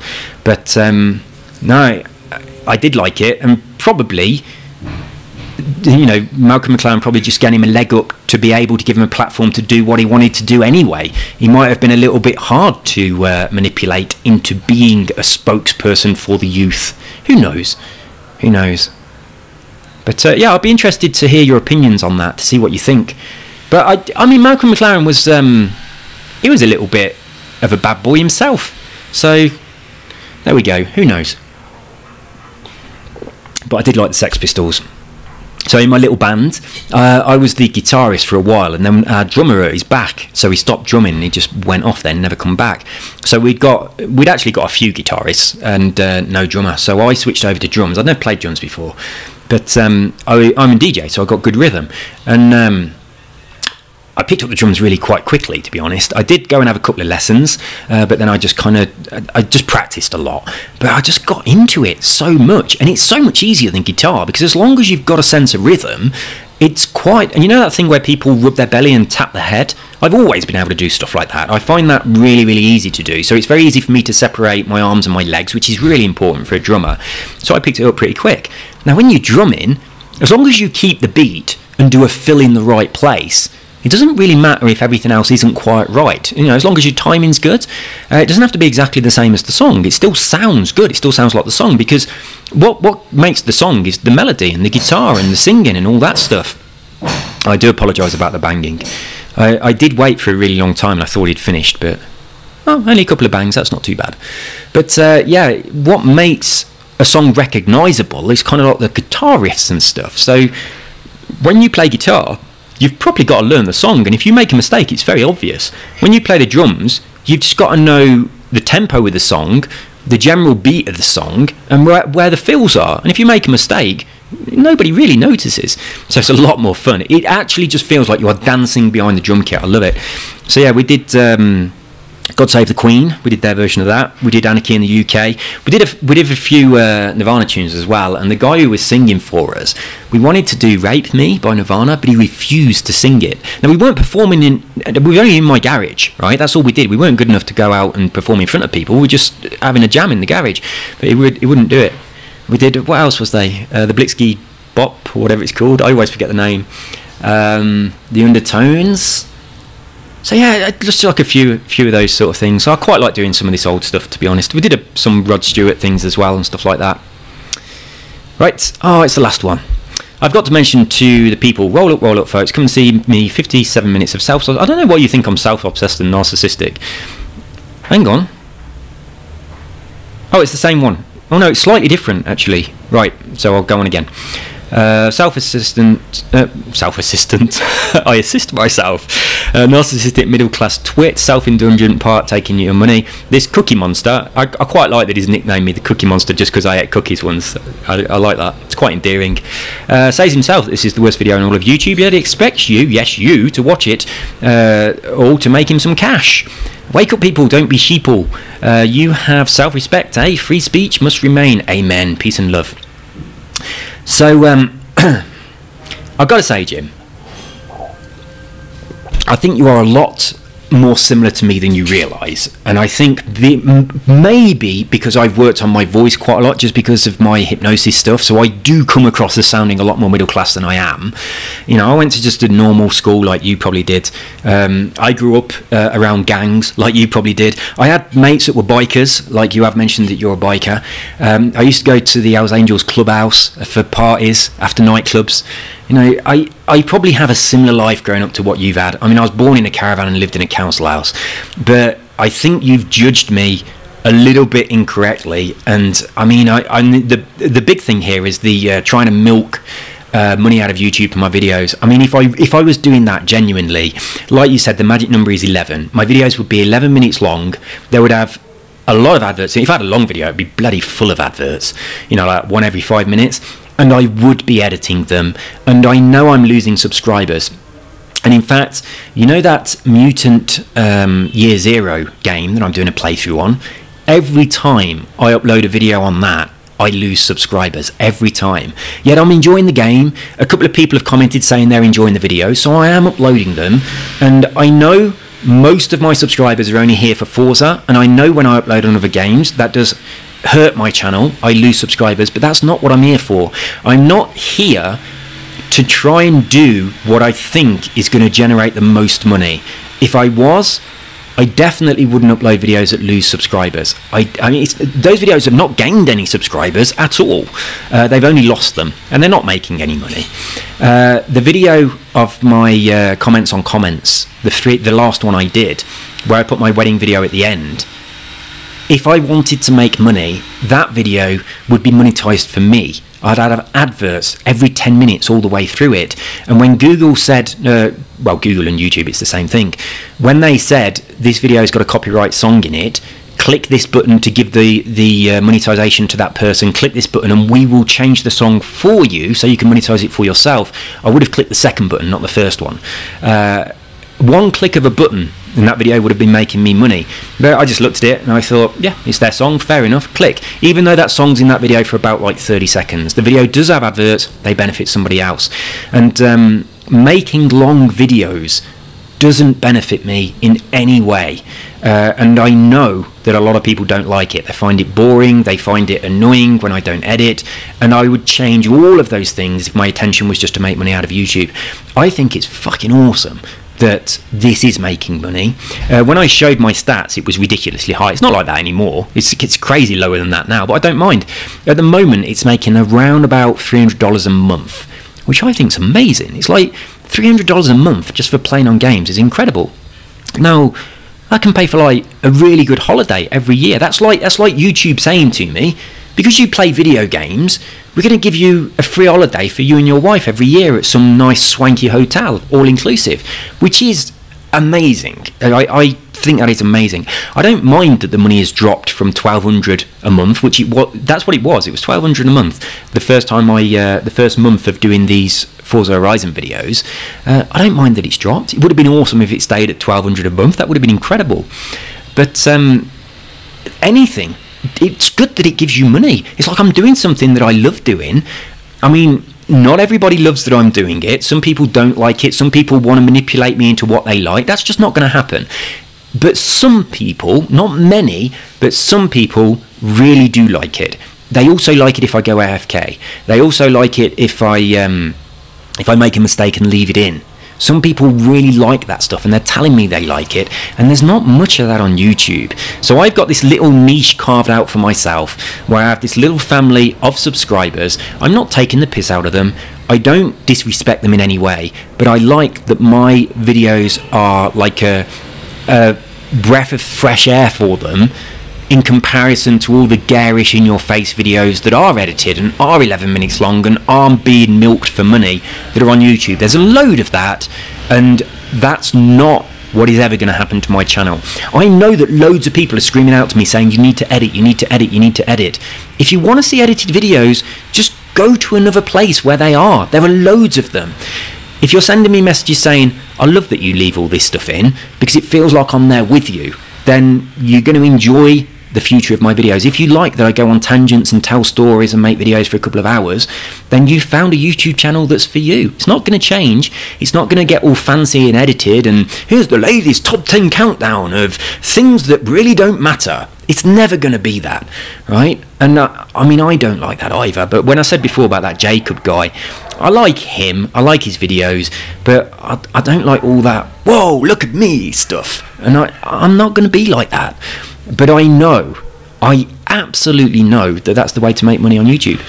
In fact, let's be honest, the way to make money on YouTube is get a couple of quite cute kids and make a video about a baby shark, right? That's 2 fucking billion views, right? The one baby shark video, the main one, that I assume the original one, over 2 billion views. That's unbelievable.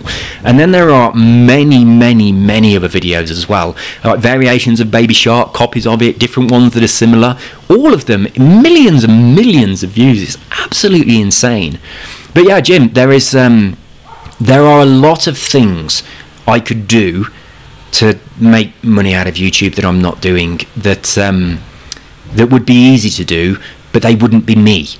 And for a small percentage of people that have found my channel and like it, if I did those things, then I wouldn't be loyal to them. They found my channel, they like my personality, they like the stuff I do, the stuff you think is good and the stuff you think is bad, they enjoy it, and it's those people that my channel is for. Now, I've got around 10,000 subscribers at the minute. You know, if 7,500 of those just say, right, I'm fed up of asking you to edit your videos, I'm going somewhere else, then that's fine. Those people shouldn't be here. But if the other 2,500 of those people say, you know, I'm glad I stumbled into your videos, I love your stories, I like watching these relaxing long videos after a hard day at work, I'm getting value from them, then to me, I'm doing something good. And that is the way that my YouTube channel will always be. So if you want me to edit, it's probably better for you to find somebody else and just stop watching my videos. But I am going to continue reading your comments, Jim. They do tickle me. I like them. I apologise that when I read your first one, I mean, I didn't read it properly. I didn't notice the humour that is included in your comments. I just read it and thought, why is this guy being such an arse? Why is this guy being so aggressive and rude? And I felt like a little bit threatened, to be honest. But I tell you, there's a thing you can do. Look, this, I did mention it earlier. Hide user from channel. If I click on that, the person whoever it is, you can't comment on my channel anymore. They just disappear, and that's it. So when I read that first comment, I was seriously tempted to do that. I just thought, this guy's gone off on one really bad, very offensively and aggressively, just because I was eating some cookies and I make long videos. And I did feel offended by it. And then when I looked a little bit deeper into some of your comments, I was thinking, actually, this guy's pretty funny, and he's pretty similar to me. And I tell you, just because you're a biker, one of the things that I'll share with you very quickly before I go, here in Colombia, most people are on motorbikes, because motorbikes are very cheap. You can buy them at supermarkets. It's really weird. You go to a supermarket and there's a load of motorbikes, and they're not very expensive. But yeah, a lot of people ride motorbikes as opposed to cars. So everywhere you go, whenever you pull up at traffic lights, obviously all the motorbikes go to the front because they, you know, weave their way through the traffic to the front. Whenever you are parked at the front of a set of traffic lights, you feel like you're in a gang. It's like I mean, it's not like Hells Angels because it's the wrong type of motorbikes, but that's how it feels. It feels like you're in a gang. It's like I have counted over 30 motorbikes around our car whilst waiting at traffic lights. And then obviously when the lights change, all the bikes go off first. So every time the lights change, it's like a huge gang, like a motorcycle gang just going off down the road. It looks fucking awesome. I do really like it. I used to have a bike, but it wasn't a good one. It was just an NSR. It's only a 125. But I did love it. I was a bit of a biker for a while.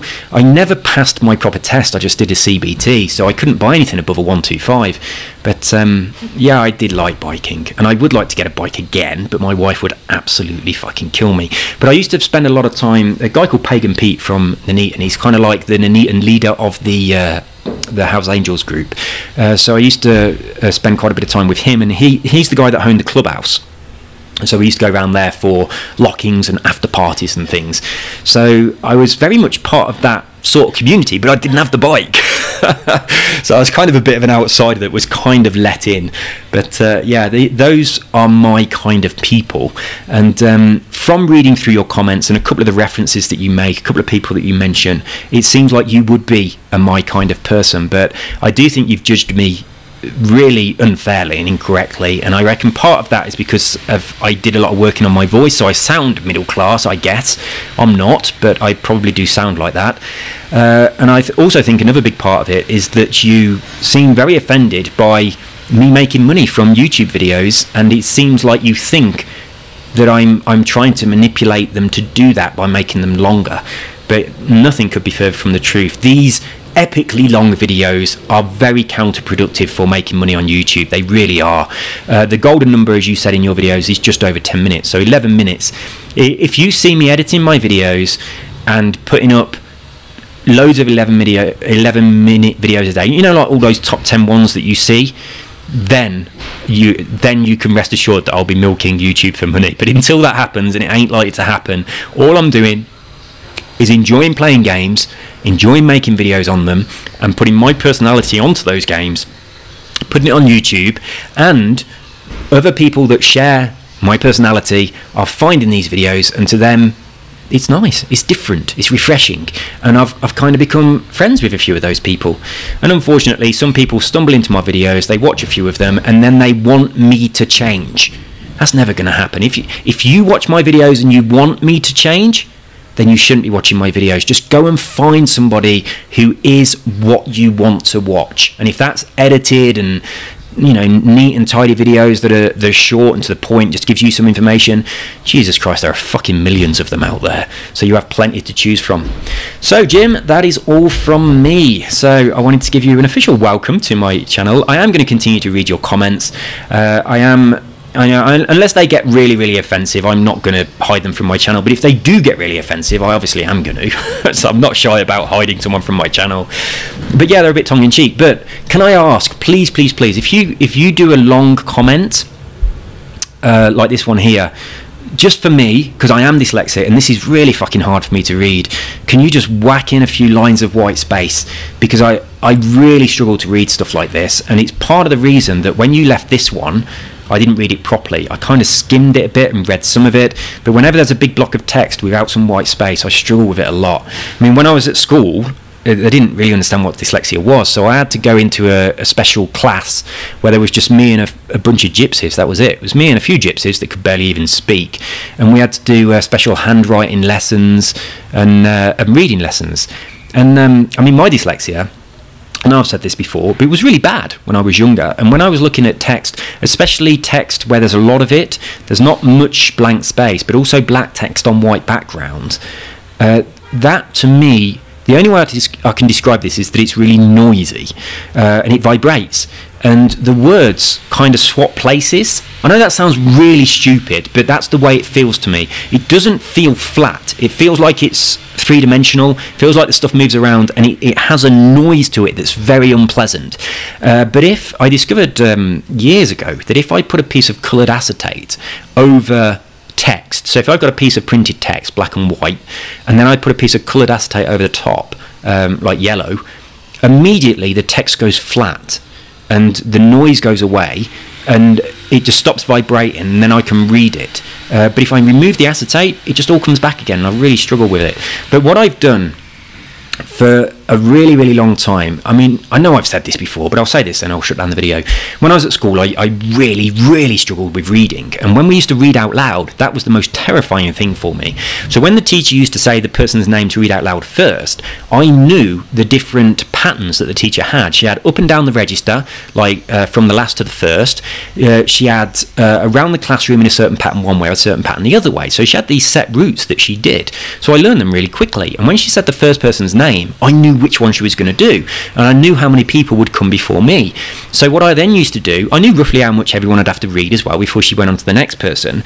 So I used to skim forward in the book to the bit that I would have to read, and I would read it over and over again.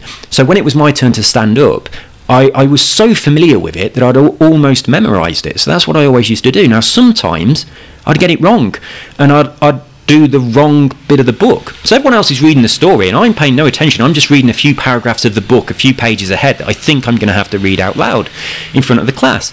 Now if I got that wrong, when she said my name, first of all I'd be lost and I wouldn't know where I was, so I'd get in trouble for that anyway. But then I would have to read out something that was brand new to me, with all the words jumping around and the noisy page, and it was horrible. And I'd be sweating, I'd be bright red, and I could hear people going, "Oh my God," and stuff like that. It was a really horrible experience. I hated school because of this, and I flunked quite a few of my classes because of this as well. And it was embarrassing. But after leaving school, for many years, I used to say to people, "Oh, I'm not very good at reading, I can't read." Even when I read quietly to myself, I read at a talking pace, so it takes me a long time to read a book. But I read a fucking lot of books. After I left school, I mean, before computers and all that kind of thing, I used to go to the library every day and just sit there and read. I love anything to do with psychology and self-help and all that kind of stuff, so I used to just sit there with a pile of books and just read through them every single day. That's how I used to spend my time. But I always said to people that I can't read very fast, I can't read out loud. And then when I got jobs where I'd been promoted to a manager and I had to kind of do like meetings and things and talk in front of people, I really fucking struggled with it. I had like stage fright really badly. And I noticed one day, I was in the staff room and I was talking to one person, and then the person next to him kind of started listening to what I was talking. So there was 3 of us, and there was 2 people paying attention to me. And then I noticed around the room, there's quite a few people in the room, but I noticed that one by one, other people started to notice what I was talking about and started to pay me attention. And it got to about 4 or 5 people, and then all of a sudden something switched in me. And you know, if you have stage fright, you know how it feels. It's like your throat dries up, you get like a really heavy feeling in your stomach, your mouth goes dry. There's an Alanis Morissette lyric that says, I've got a bowling ball in my stomach, a desert in my mouth. That's exactly what it feels like. It's horrible. Your hands are shaky, your voice starts going breaky, and it's really, you go bright red. As soon as it went past about 5 people that were listening to me, all of that started. I couldn't believe it. At the time, I was actually already a hypnotist, and I was thinking, that's astonishing. This is like a real strong negative physiological reaction because one more person's listening to me than 30 seconds ago when I was fine. So I thought that was so weird. But after that, I mean, I have... sometimes I do lectures on the law of attraction and hypnotherapy and things like that, so I get asked to speak at events. So obviously this is something I had to sort out. Now, back in the mid-90s, I was also a stage hypnotist, so I was up on stage hypnotising people. There's no way I could have done stuff like that the way I used to be at school. So I had to address these things and I had to fix them. So for a really long time, I used to live on my own. And one of the things that I used to do is just do seminars, sort of role play them over and over and over again to an empty room, just practice imagining I was talking to people. I used to do seminars to the mirror, to my reflection, just trying to imagine that these people were there. And then one of the things I then started doing to try and sort out my reading, I read a load of books, so I decided from now, every time I read, I'm going to read out loud. So I spent thousands and thousands of hours reading books out loud. Now, when I first started this, I couldn't get through a sentence without making a mistake. I kept losing my place, I kept repeating things. I wasn't reading what was in the book, I was reading something that meant the same thing, but the words jumbled up and my brain came up with something different. So I was really struggling with reading out loud for a long time. So if you can relate to any of this, there is light at the end of the tunnel. Now, I can read a book. If I've got a physical book in my hand, I can read it out loud really quite successfully if I'm on my own. If there's other people there listening to me, I'm not quite so good. I get a bit of like performance anxiety type things and I mess it up a little bit, but I'm a million times better than I used to be, even, you know, when I was by myself. So the more you practice this stuff, the better you get at it. Now, the other thing that I did, which I want to draw back to this comment here, when he says here on your bathroom mirror saying I am worthy, I used to say all the time, I can't read, I can't read, I can't read. And I was programming myself to be a shit reader. I can't read out loud. And it's like, I noticed I was doing that. So I started doing what Jim says here about giving myself these affirmations. So I didn't say anything about reading to other people, but I kept saying to myself over and over that, yeah, I am good at reading, actually. I am quite good. And I can, I'm eloquent. I used to have loads of trouble pronouncing words. So I'm saying I'm pronouncing words correctly. I understand the meaning. I'm reading without any stutter or any, I can't think what it's called. I'm about to do it. Like hesitation. That's what it is. So I started giving myself affirmations that I could read fluently and all this kind of stuff. And when I read, it captivates people and people are interested in what I'm saying. And the way I read it and the way I present it is kind of like a story. And I kind of kept giving myself all these affirmations and these instructions, like this blueprint, that I could do it. And not only could I do it, but I was really good at it. And also, whenever people listened, they liked it. I liked the idea of being this kind of storyteller that could read something out, but make it captivating for people. Whereas previously, it would be very painful for people to listen to. I would, you know, if they were listening to me, I'd be stumbling over my words, messing it up, getting lost, distracted, and not really putting any emotion into anything I was saying, which is so far removed from being a hypnotist. When I'm hypnotizing somebody, I'm the opposite of that. I'm not reading out and just make it up as I go along, but it's fluent. You know, there's emotion there. If I say the word excited, I sound excited. If I say relaxing, then I sound really relaxing. So you put emotion into what the word means. And I kind of wanted to start doing that, not so exaggerated as you would when you're hypnotizing somebody, but that same idea, just to being able to read out a book so that I could read it out, be comfortable, be calm, be relaxed, read it out nice and slowly, and it to entertain people rather than frustrate them. So I started giving myself affirmations just like this, and I did it a lot. And then every time I read a book, I did it out loud, and I still do it today. I mean, I've been doing this now for probably about 20 years or more, I guess. But even today, I all of my life, I've always had a lot of personal me time. I've always had a lot of time by myself. I've either lived by myself, or because I've worked from home and my partner's gone out to work, I've had a lot of time in the house by myself. So I often just grab whatever book I'm reading. I don't read any fiction whatsoever. I only read like self-improvement and development books, psychology books, that kind of stuff. And then I read that book out loud. The books I like the most are any of the Seth books. They are so awesome. The Conversation with God books by Neale Donald Walsch, they're good too. The Celestine Prophecy series of books by James Redfield, they're amazing. So I strongly recommend you check those out if you never have. But I read that kind of stuff. I read my own books as well sometimes, not very often. When I read it out loud like I'm reading it to an audience of people. And sometimes I try and walk around the room while I'm doing it. And I'll give you a little trick here just before we go. If you imagine that you're wearing a cape and you walk around the room quite confidently with your shoulders back, and you imagine that the cape is actually dragging on the floor behind you, and it kind of pulls your shoulders back as it does. Imagine the cape is red, like a Roman soldier. Or like Julius Caesar kind of thing, and you sort of march with a bit of a swagger, a little bit of a Noel Gallagher going on, and you walk around the room doing that for just just 30 seconds. You'll be amazed how much confidence that gives you. Now, when I used to do stage hypnosis, I used to do that whilst giving myself positive affirmations in like behind the stage, like in the wings, before walking out on stage. Before that, the actual first time I started using this technique was in nightclubs, going up to girls to talk to them. It's like I could never go and talk to a girl, but when I started using this technique, I'd walk up to the girl with that visualization in my mind. Like in my mind, I was doing a swagger and all that kind of stuff, but I didn't actually do it because I thought it'd look a bit weird. And in my mind, I was imagining the cape, had my shoulders back, and also in my mind, I imagined like a fanfare of trumpets, like announcing my arrival. And then I had no idea what I was going to say, but that little walk up to the girl gave me the confidence, so when I got there, I could say something and I could act in such a confident way that got a favourable response. So I became known amongst my friends as the guy that can chat up girls, and people used to actually send me to talk to girls to introduce them to our group, or talk to girls to get them just for one of my friends. I used to chat up girls for my friends, and I mean, they all thought that I was just charismatic and confident naturally. They just assumed that's the way I was. They had no idea that, previously inside I was worse than they were, but I'd come up with this technique that gave me this confidence. Now, it's not false confidence, but it's manufactured confidence. It's like I had no confidence, I did this thing, and then confidence appeared. It's like this I am worthy quote. It's not false.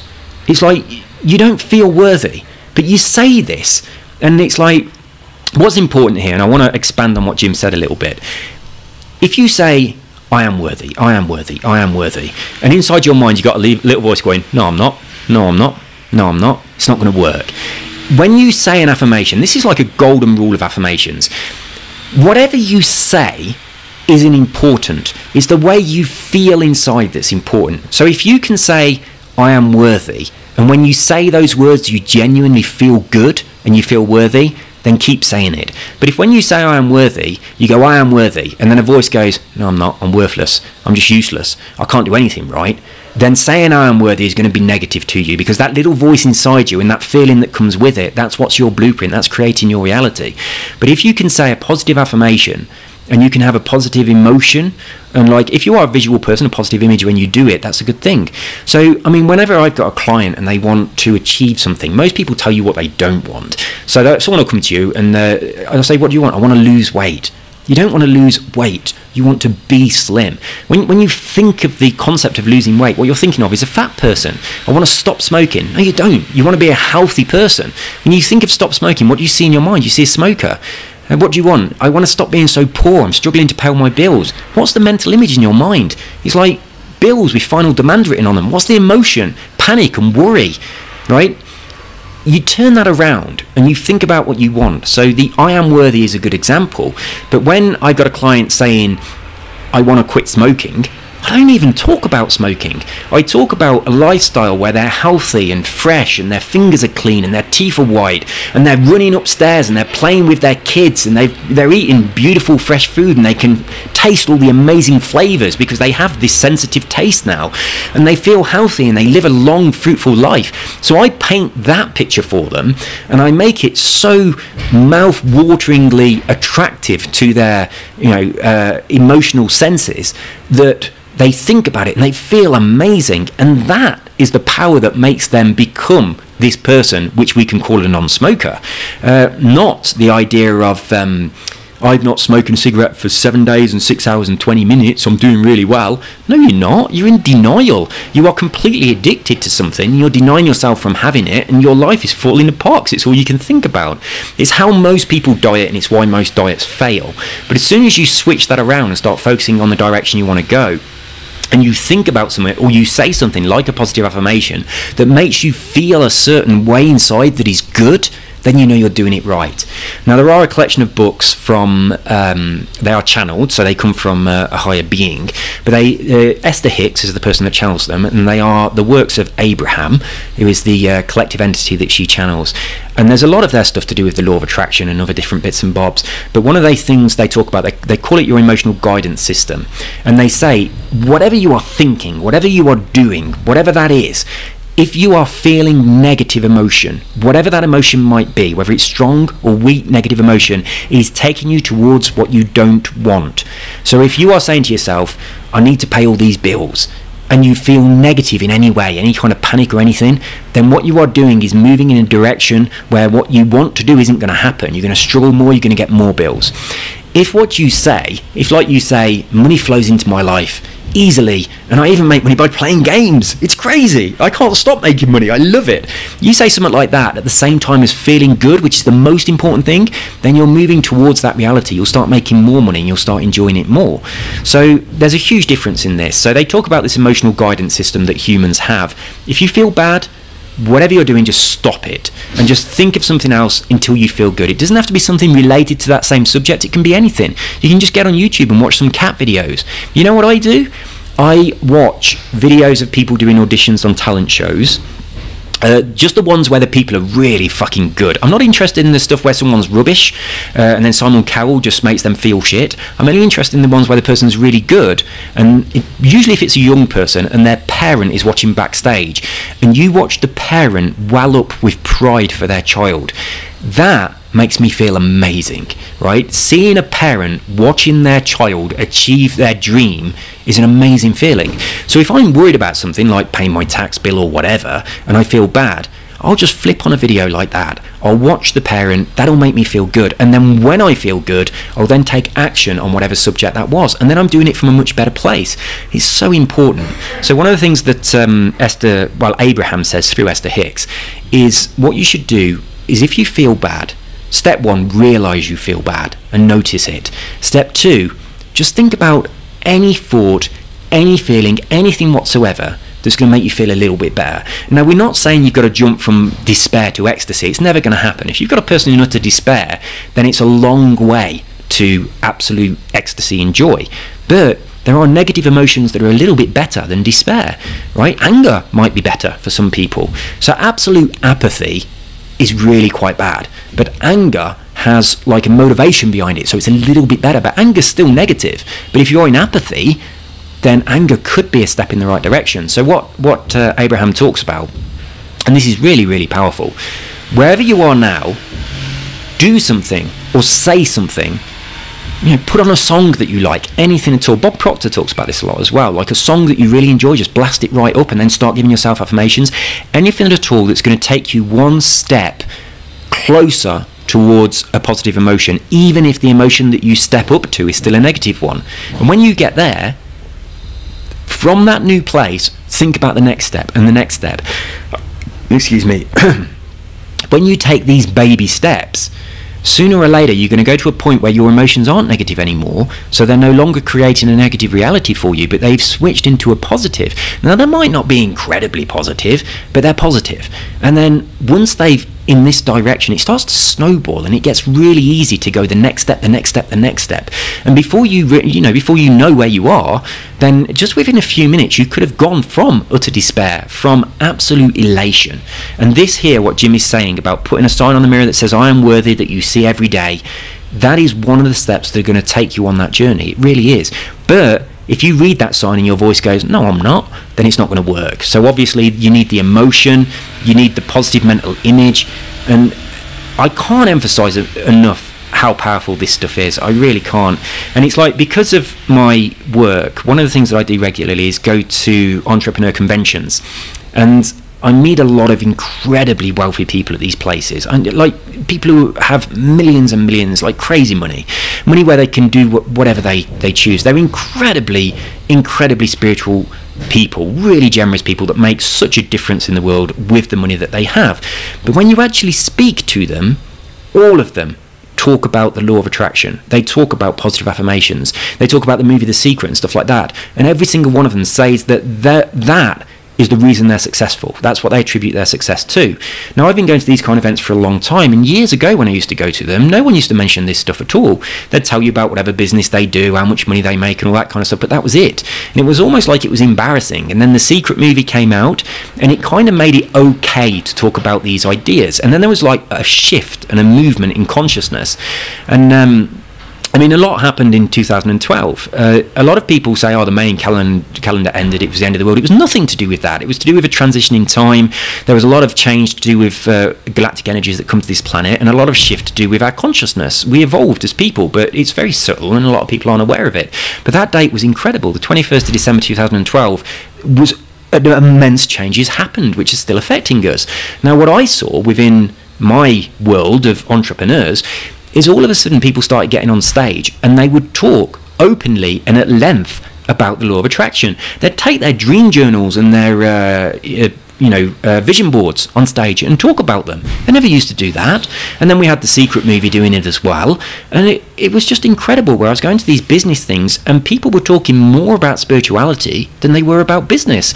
It was just amazing for me, because that's an area that I've always been interested in. But it's like a lot of people that are struggling, a lot of people that lack confidence and self-worth, and they're in poverty consciousness and those things. And I'm saying poverty consciousness from a financial point of view, but emotional as well. So bad relationships, everything, all the way across the board, a job they don't like, not enough money in the bank, all of those kind of things.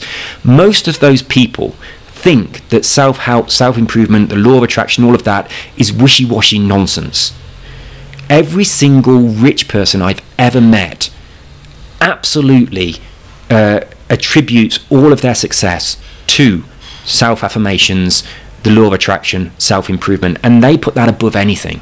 So when Jim says, no son, don't take a thumbs up from someone on the internet that you don't know, take control, put an affirmation on your mirror, he is bang on the nail. It really is. And it's like, I would love to be able to demonstrate to you guys how massively important this stuff is. It is something that my other channel talks about quite a lot, and I've got some plans for some videos that I'm going to put on there quite soon that I really hope kind of reframe all of this so people can see it from a different perspective, to a point where they think, fuck yeah, this is important. And one of the things that indicate how important it is to you and how much you believe this stuff, and this really brought it home for me, it's kind of like, how much do you meditate? There's a quote from, I think it's a quote from Gandhi, I'm not sure, I'm pretty sure it was Gandhi, but he said, I'm so busy today that I'm going to have to meditate for twice as long. And that's fucking amazing, because most people say meditation comes last. I'm so busy, I ain't got time for that, so I'm not going to do it. Whereas people that realize the power of that, the power of just giving your mind this nutrition, this positive affirmation, people who realize the power of it say, holy shit, I've got a busy day, I'm going to have to meditate for longer today because I need more preparation. It's kind of like there's a lot of very wealthy business people, when the shit hits the fan, they hit the golf course because they want to relax and they want to get their mind in the right state, and then they're going to give themselves these suggestions so when they get back to the office they'll solve the problems. And this is something I've been talking about a lot quite recently with my wife. She gets really, really stressed, and she said to me the other day that the stress is the thing that enables her to be productive. I'm like, no, it's not. I'm like, if you step away from that stress and it's like when you're stressed, you're so blinkered, and the door to the power is closed. It's all your conscious mind trying to solve problems. It's like your conscious mind is blinkered to the problem that's in front of you, and it's looking for a way to solve the problem, then the next problem, then the next problem.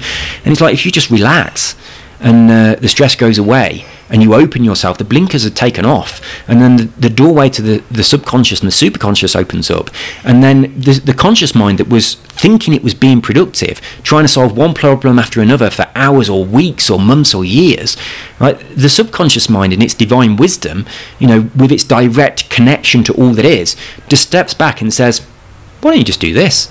And then that one idea, that one inspiration, that would save you, months of work where you think you're being productive. You just don't see that solution that your subconscious mind can see when you relax and open that doorway. I mean, there was, I can't remember who it was. I don't think it was Tesla, but there was someone of note like Tesla. He wasn't Edison, and I'm not very keen on Edison at all. And I mean, if anyone knows about the Nikola Tesla and wow, I'm not even going to go into this, but it was some kind of inventor, that kind of person. And one of the things that he used to do to be able to stay on this threshold of the power of his subconscious, he used to sit in a chair with a steel ball, like a ball bearing in his hand, and it was like a wooden floor. And he would relax and relax and relax, trying to shut down his conscious mind so he could get to the wisdom of his subconscious for his inventions and his ideas. And then if he relaxed too much and started to fall asleep, his hand would relax and the metal ball would fall on the floor, and that would wake him up. So he'd pick the ball back up and he'd carry on. And he did this to keep himself in that state of consciousness where he's just on the brink of being consciously awake and alert, where your conscious mind is doing the work for you, where, as opposed to being asleep, where your subconscious is. So when you're just on the cusp of that, then that is the place where an athlete might call it a flow or inspiration. It's where, most beautiful music and poems are created from. It's where we get inspiration from. That's where that comes from. It's like the idea of eureka, where that comes from is getting into, God, let me think. What's the guy's name? I've gone completely. I've been so terrible at remembering names lately. It'll come to me anyway. But he was given a task to. What is his name? Oh my God! It'll come to me. He was given the task by the king to work out how much gold was in the king's crown, which is an incredibly difficult thing to do. You can't measure the crown and work it out. I mean, if it was a block of gold all in a square lump, it would be easy. You would just measure it and work out the volume. So he tried to solve this problem using mathematics, and he was trying to do it using his conscious mind, and he couldn't solve the problem. His subconscious mind had the answer, and it was trying to give him the answer, but he couldn't get it because he was too stressed. He was too caught up in the problem, trying to solve the problem with what he thought were his areas of expertise.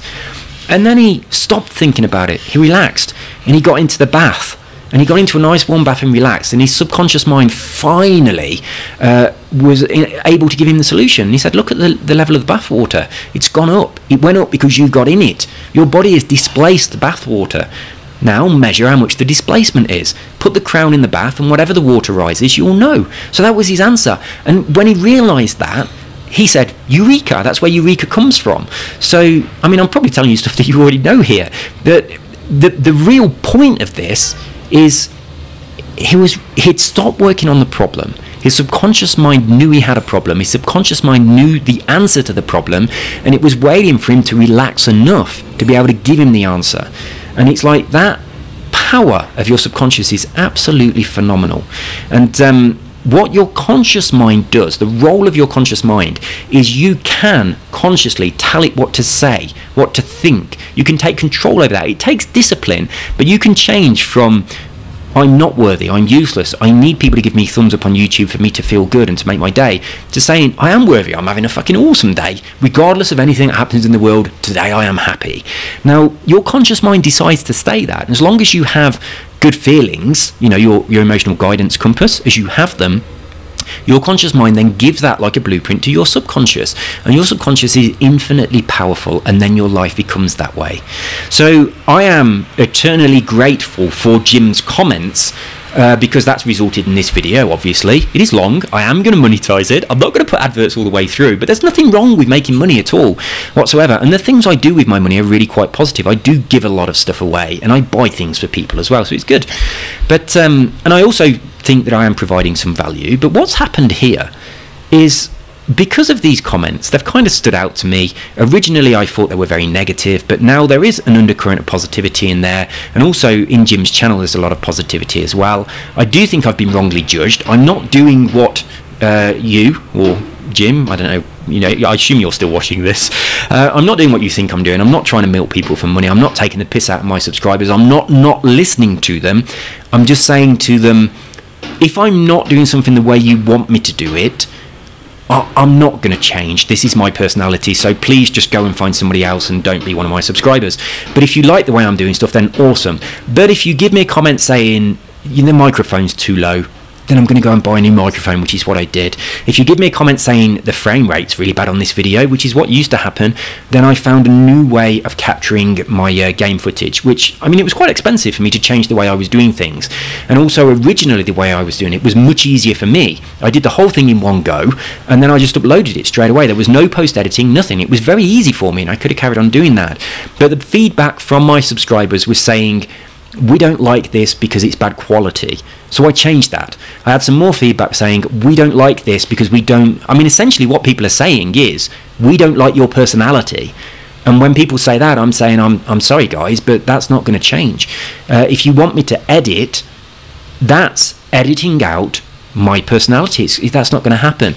But, you know, I do edit some videos. You won't notice that I edit some videos, but I do take things out of some of them where it is completely pointless. But if it's my personality, if it's me going AFK and I'm downstairs saying, I'm sorry I can't find the ketchup, that's part of my personality.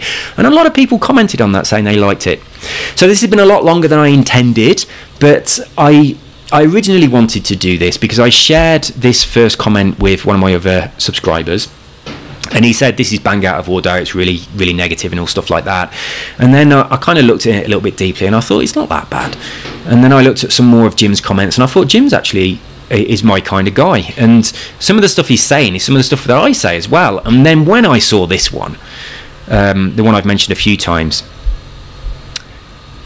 that one there, when I saw this one, I absolutely thought I completely have to make a video on Jim's comments here, because I do think, just like I have, I think some people might have kind of glanced over a few of his comments and either been offended or thought that he was offending me or whatever, and that's not the way. I don't think that's the way Jim's trying to come across.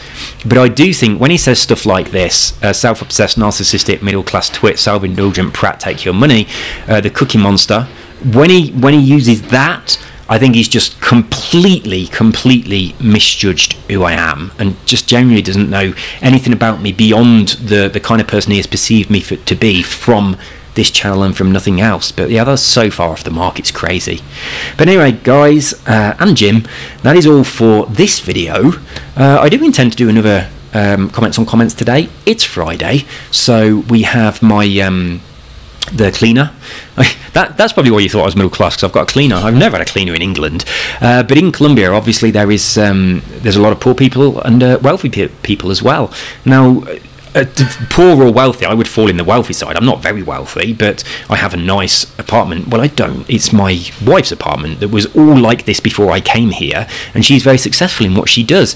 But over here, it's very, very common for someone to have someone come around and clean their house once a week. It's a very common thing, and yeah, it's pretty awesome. I kind of like it. Sometimes she makes me coffee as well, so that's quite good. But we have very difficult Spanglish conversations, but she's nice. But when she's here, I feel like I can't play on the Xbox. It feels like, you know, I'm a 44-year-old man, and it just feels so wrong playing on the Xbox when there are people you don't know very well in your house. It just feels so weird. So I don't know. That's an issue. That's my thing, isn't it? But yeah, I couldn't record a video playing while there are people here, and also it's also difficult at the weekend. So today is normally my comments on comments day. So there we go. So I might try and do another comments on comments for my normal comments, not just focused on Jim, for the next video. So that's all for this one. I hope this in some way changes your perception of me, because I really think you've judged me very, very unfairly, and I do apologise about eating so close to the microphone. It was so fucking loud, wasn't it? But yeah, I'll avoid doing that again. I know it offends quite a lot of people. It doesn't bother me. Very, very little bothers me. And because not much bothers me, I don't really respect the things that bother other people too much. But I tell you the one thing that really, really gets me: certain people's voices. I know that's so wrong, but sometimes I'm having a conversation with someone and my eye is twitching, but I've got really, really sensitive ears. So if someone's got, it's just certain frequencies. I mean, you might think you've got a bad voice and you might take offence at what I'm saying, but it's not what you might call a bad voice. It's just a certain frequency. I don't know what it is. It resonates badly with me. It's like possibly the opposite of om. You know what I mean? Like some noises are lovely, and other noises, other people don't mind them, but for me, oh my God, they're so painful, and I can't understand what people are saying. If a person has that particular frequency voice, I can't listen to them. Now, unfortunately, actually my ex, who I was with for a really, really long time, happened to have a voice that was in that frequency range. Oh my goodness. And it's very hard to not say something about it. And if you do say something, people get very, very offended by it. But it is very physically painful. It really hurts your ears. But yeah, it's just one of those things. But there's a few things that wind me up. Not so much these days, but back in the day, a lot of things used to bother me. But these days, I'm a lot more relaxed. But I do kind of understand that a lot of people find it very rude when you eat and talk. It's something I don't really care about that. I don't care if someone's talking to me and eating, I can see the food bouncing around in their mouth. It just doesn't bother me. But I know it bothers some other people. So that is something that, now that you have mentioned it, I will avoid doing it in the future, and I'm sorry that it offended you. But there we go. See you later, guys. See you later, Jim. Have an awesome day, and I will be back soon, probably with a normal comments on comments video. And next week, I'll be jumping into lots of games. So I really want to get into that Monster Hunter. It looks fucking awesome. So that's all. Take care. See you soon, and bye-bye.